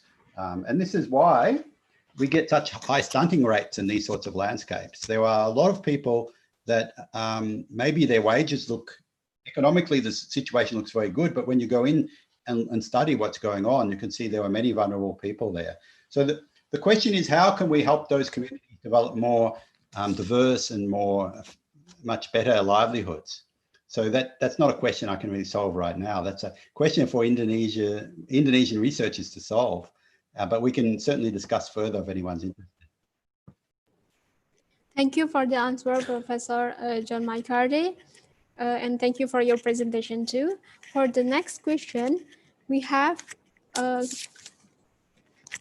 same question to Professor Jukime. What do you think of palm oil plantation in Malaysia, about the prospect and competitiveness maybe with Indonesia also as one of the larger country for export? Dr. Zukime, is the question clear? Can you repeat the question? Okay. What do you think of palm oil plantation in Malaysia, about the prospect and competitiveness, maybe with Indonesia also as one of the large country for export palm oil? Yeah. Okay, very good question. For me, as I mentioned before, all the plantation company from Malaysia, they are looking for downstream sector. Okay, like they are looking on into diversified.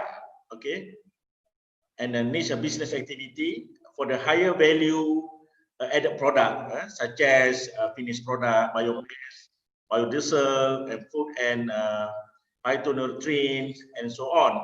So that the company they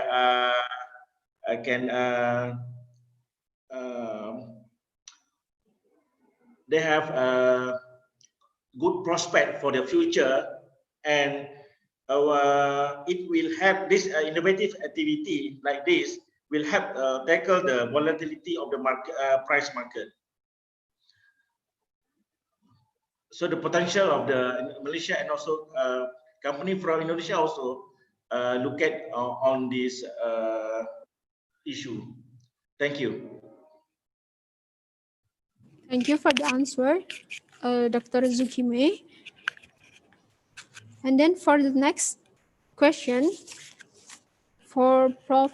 Huang, based on Vietnam experiences, what will you suggest for Indonesian asset crop strategies in this new normal?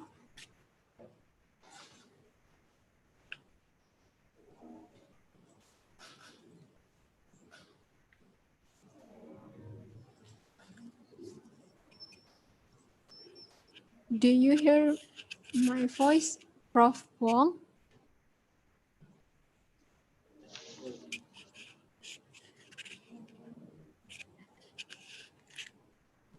Okay. Can you hear me? Yes. Okay. Yes. Vietnamese for the experience, the first is to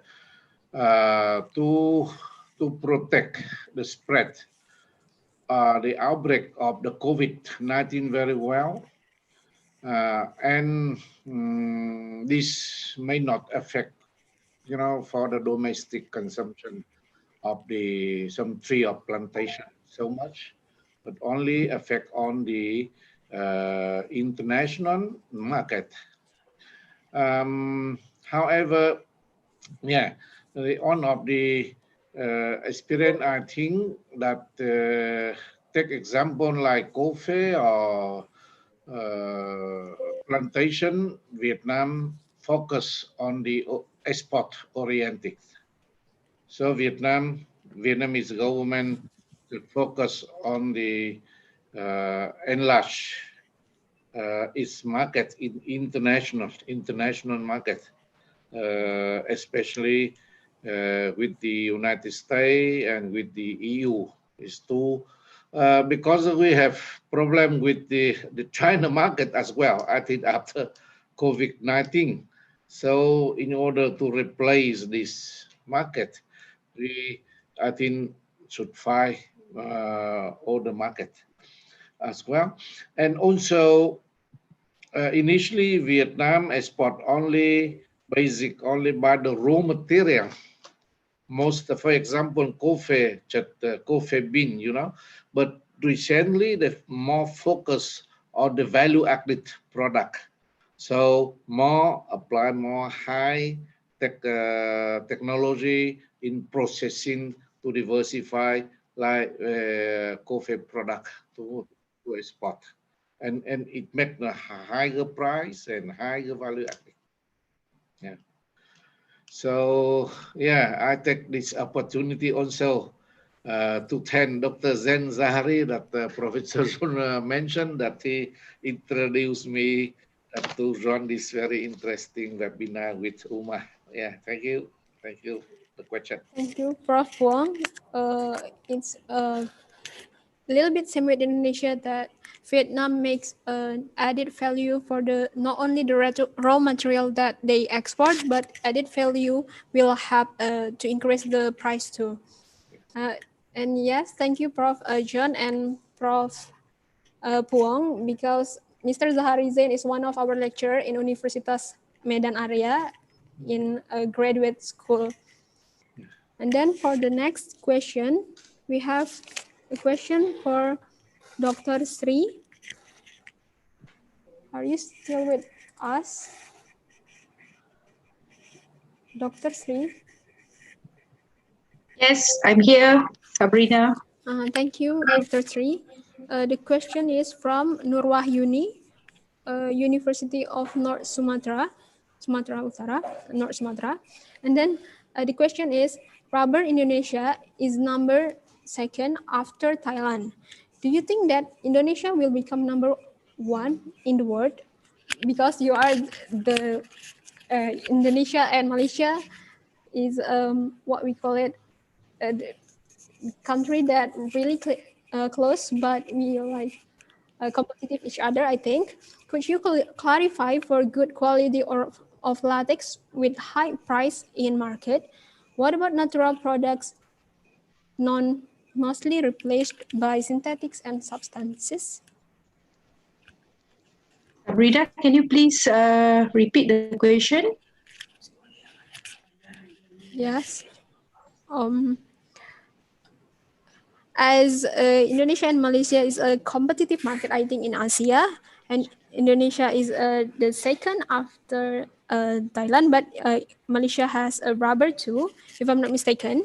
Do you think that Indonesia will become number one in the world if you compare between Malaysia? And could you clarify for good quality of latex with high price in market? And what about natural products now, mostly replaced by synthetics and substances in Malaysia? Okay, thank you very much for the question from Nurwati, is it?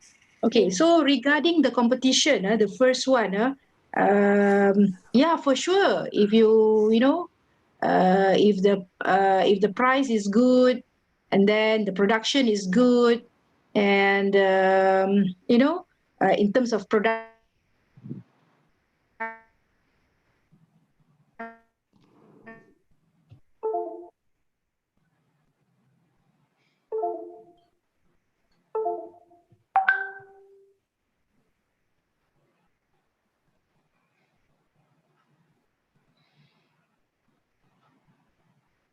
For sure, yeah, in terms of like pandemic of COVID-19, I think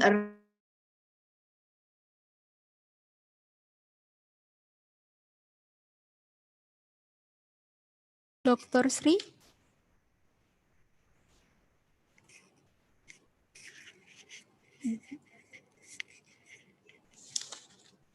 Dr. Sri?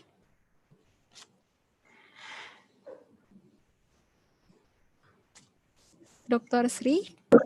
Yeah, I think my line disconnected just now. Sorry, because raining here.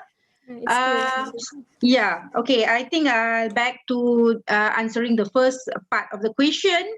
I think for sure, if Indonesia can produce a better, production of the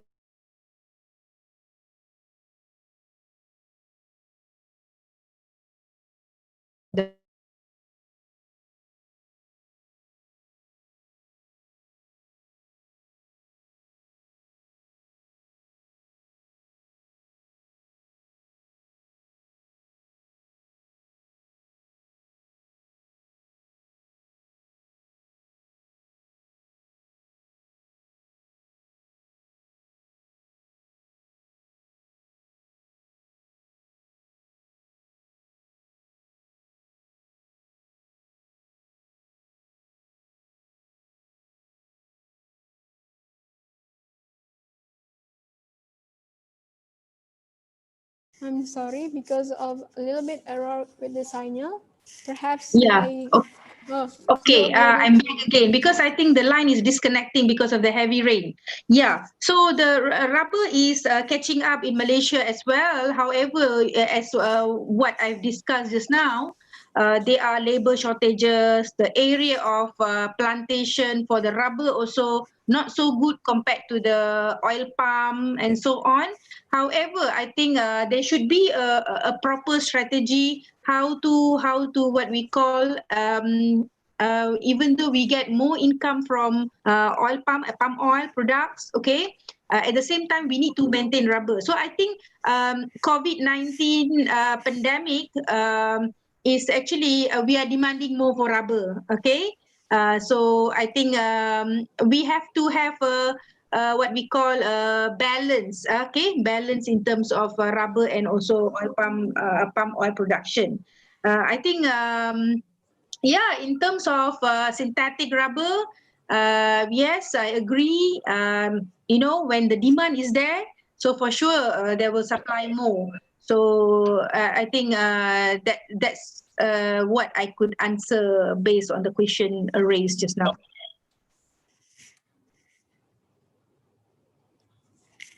Thank you, Dr. Sri, for the answer. That's the insight of rubber in Malaysia. Thank you for the answer. And then for the next question, We have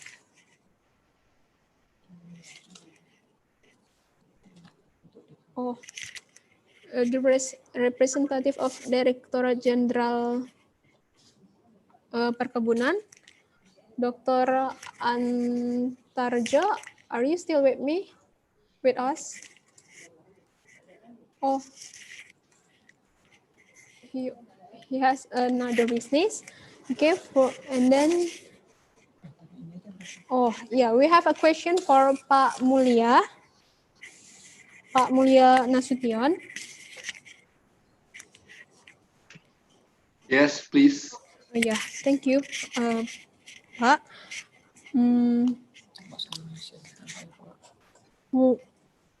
What about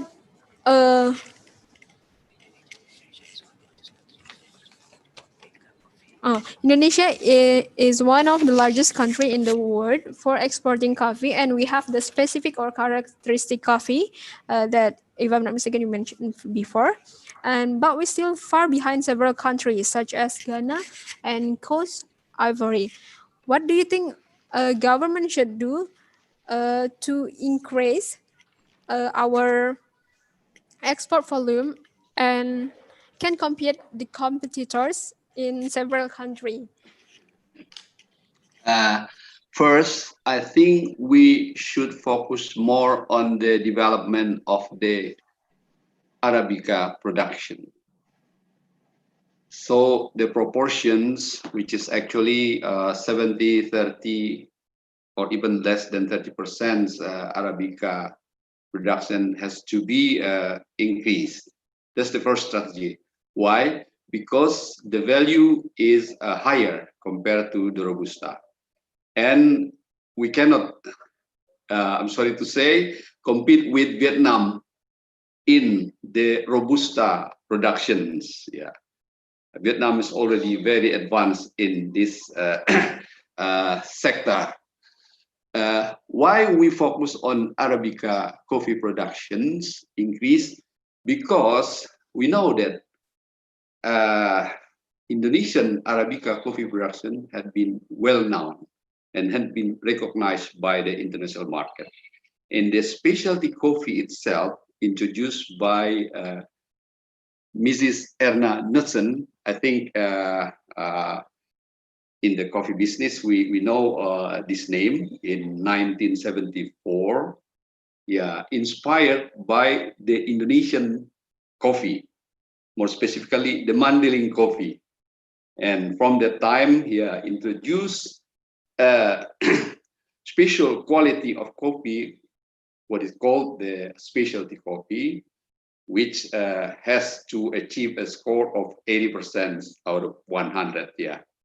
Now, the problem is, as I mentioned, the Arabica coffee plantations area in Indonesia actually only say around 400,000 hectares compared to Brazil, which is already more than 2.5 million hectares, and also other Latin American countries who specialize in Arabica coffee productions. The problem is, can we compete with this country in the international market? We should be able to compete them because the market of the Arabica coffee for the Latin American market, especially in the North American continent and also in Europe.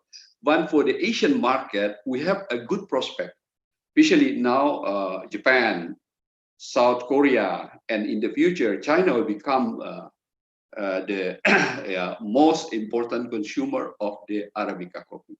So that's why I think, with a good collaboration between the government to the state-owned enterprises and the big players. Unfortunately, the big player up to now is not so interested in, get into the the plantation. They focus more on the trading and also on the roastery and also on producing the ground coffee. So if there is a good collaboration, like in the palm, like when we developed the palm oil plantations, with good cooperation between one of the big player, but with also the consolidation of the smallholders. As I think our colleague from Malaysia mentioned, that if we talk about the definition of plantation, the minimum size should be, to become economic, is at least 40 hectares. So it's very difficult to find a coffee plantation owned by one, owner here, which the area more than 40 hectares. But with the consolidation and also with the collaboration of farmers in form of the cooperative and partner with the state enterprise as one of the big company, we can achieve the scale of economy. And so we can have more efficiency and more productivity, and also we can control the quality, the consistency of the quality, and also do the better marketing for our coffee. So I think that should be the strategy, especially to develop the coffee plantation in Indonesia.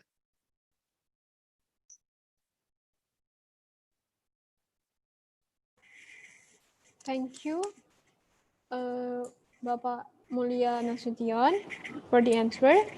So one of the answers stated that good cooperation and consolidation needed with government and smallholders or the plantation itself. And then for the discussion session, we have reached for the end, but before we ended the online seminar, actually we have Professor Zulkarnain Lubis as our moderator, but he has something that he cannot leave, and he wants to join with us to greetings the speakers as a chief of this committee organized online seminar. To Professor Zulkarnain Lubis.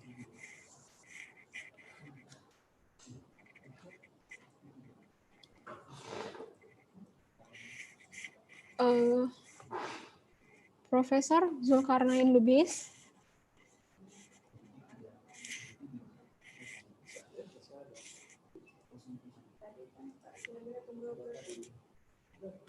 Professor Zulkarnain Lubis.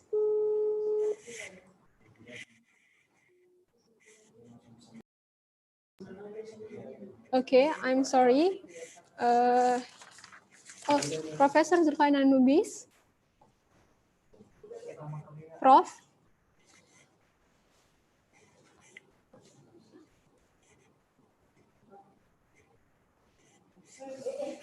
Oh, I'm sorry. Wait a minute.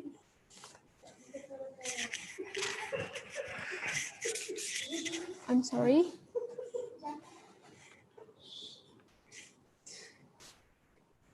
Okay, because Professor has a business that he cannot leave. I want to read some summaries that we made for this online seminar from the 6 speakers that we have. From the International Seminar Resource Persons entitled The Future Strategies of Estate Crops in the New Normal, we can summarize as follows. First, although domestic demand for Arabica coffee is increasing, the contribution of exports will remain important in the next 5 years. Government support is needed to help coffee farmers during the COVID-19 pandemic and the new normal. The government can provide funds to increase coffee plantation, productivity, and product quality, as well as assistance for the rejuvenation and expansion of coffee plantations. In the future, the use of selected coffee cultivars, the adoption of good agricultural practices, the use of better inputs and better information about markets will become increasingly important for the success of coffee plantations. And Vietnam and Indonesia are the 2 main coffee exporters to China, but Prof. Huang said that a little bit difficult with exporters to China, which make up 10% of the total imports of this market. And Vina Cafe and Trong Nguyen Cafe are well-known trademarks in the international market. Before the COVID-19 outbreak, coffee productivity in 2011 until 2018 was recorded at a high 2.3 tons per hectare. Vietnam is ranked second in coffee production in the world after Brazil. An impact on the welfare of coffee farmers and improve the standard of living of people in the highlands, especially the minority where the location is far from the city center. With the COVID-19 outbreak, coffee in Vietnam has also decreased. The strategies taken care focus on the retention being exported. Special production zones are integrated with high-tech processing plants, trademark development, promotion, marketing exhibitions, attract highly qualified people to work in the coffee industry.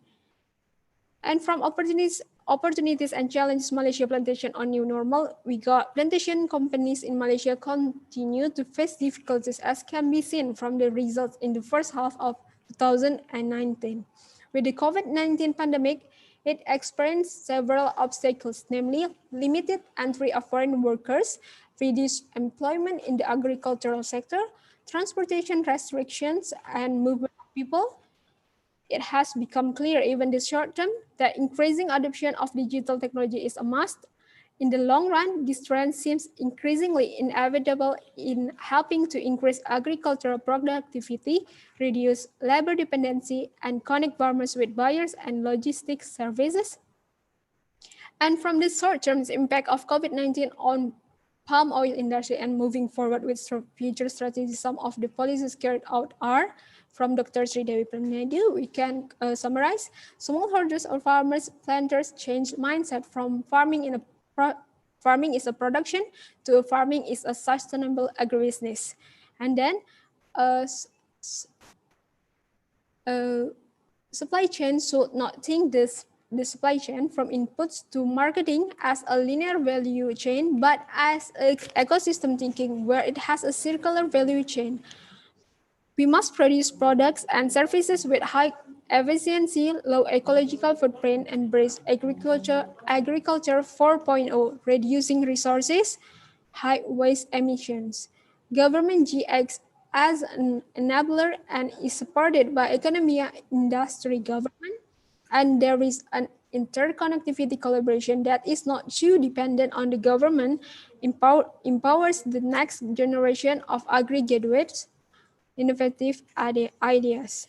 And from Dr. Antarjo, we can summarize policy directions such as plantation modernization, strengthening competitiveness and export of plantation commodities. In terms of strategies such as transforming traditional plantations into modern, building superior seed logistics, and the concept of agriculture in the industrial age 4.0, namely the concept of smart farming and precision agriculture. That was a little bit summarized that we make with our team. I'm sorry that because Professor Karnain has something business that really cannot live. In the end of this session, I want to say thanks to all the speakers, all the participants, and all the committees that joined with us from the start until the end of this online seminar. Hope we all success, and may God always guard and protect us. If you don't mind, if you want to check your e-certificate, you can go to www.webinar.uma.ac.id.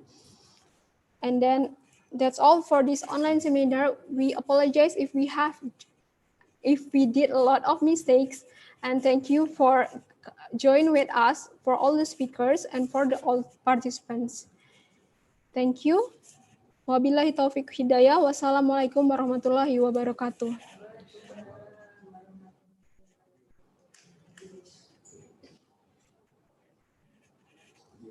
Thank you, Pak Mulia. Thank you, Dr. Sri Dewi. Thank you, all the speakers. Thank you, all the participants.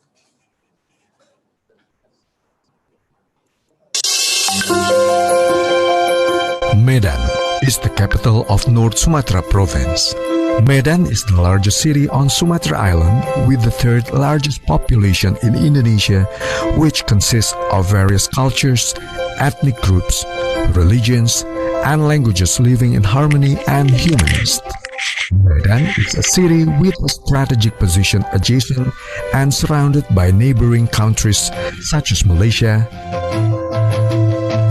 Singapore, Thailand, and Australia. The rapid development of industries in Medan, such as plantations, manufacturing, and industries of information technology, has made Medan become a very promising industrial investment target. In line with the dynamics, the industrial world has now encountered a new era called the Fourth Industrial Revolution. The implementation of the fourth generation industry definitely must be followed by the formation of innovative, personable, and independent human resources, as well as a healthy and sustainable ecosystem to be effective and able to run the whole economic sector.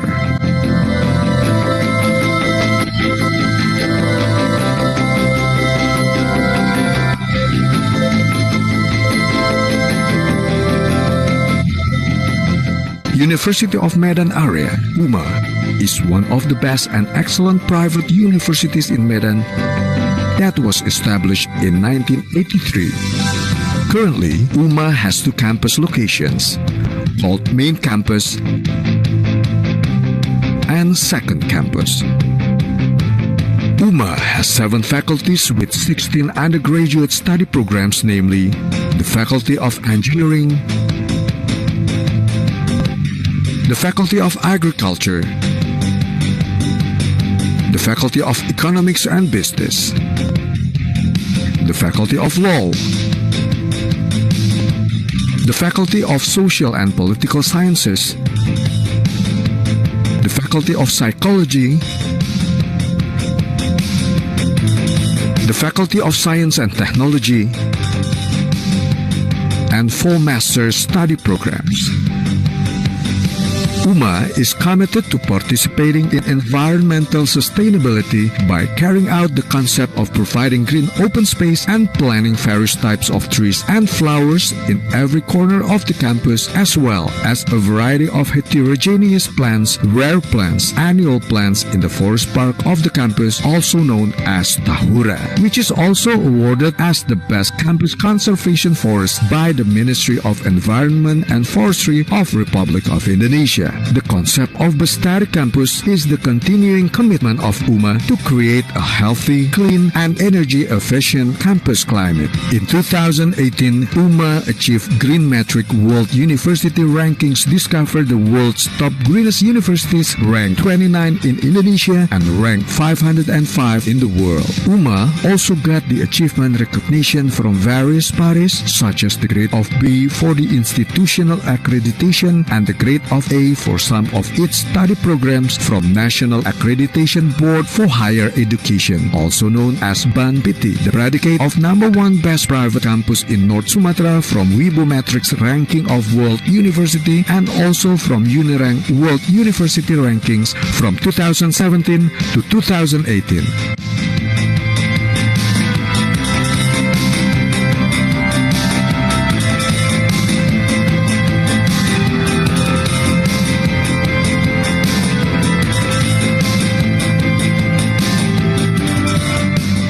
The academic community of UMA also got various outstanding achievements from various fields, including silver and bronze medals at the 2018 International Invention, Innovation and Technology Exhibition ITEX in the Healthy Biotechnology category at the World Young Invention Exhibition in Kuala Lumpur, Malaysia, as well as various student competitions at national and international level.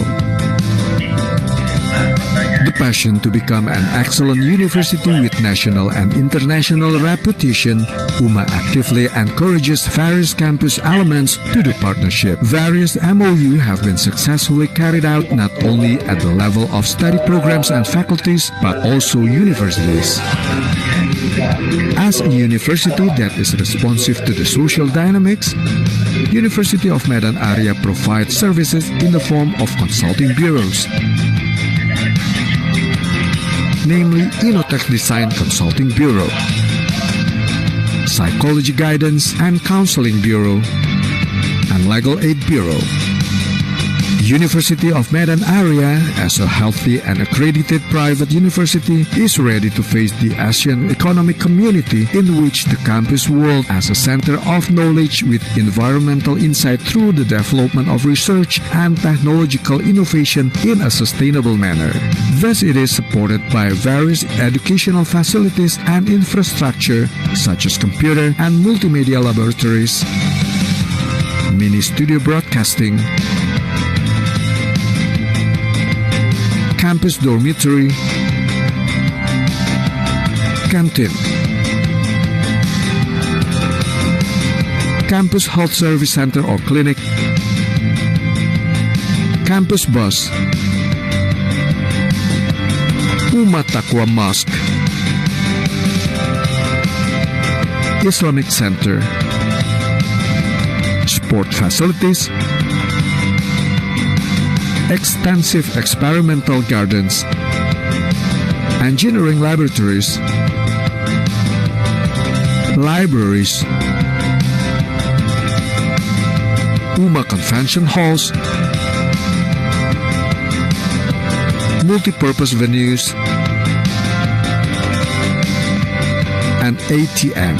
The strong scientific atmosphere that is equipped with moral rules has created the academic community of UMA with excellent, innovative, personable, and independent personality who are ready to change and carry out the future. It has been a long time that for UMA to provide the best for Indonesia and practices all knowledge and intellect for the advancement and prosperity of Indonesia.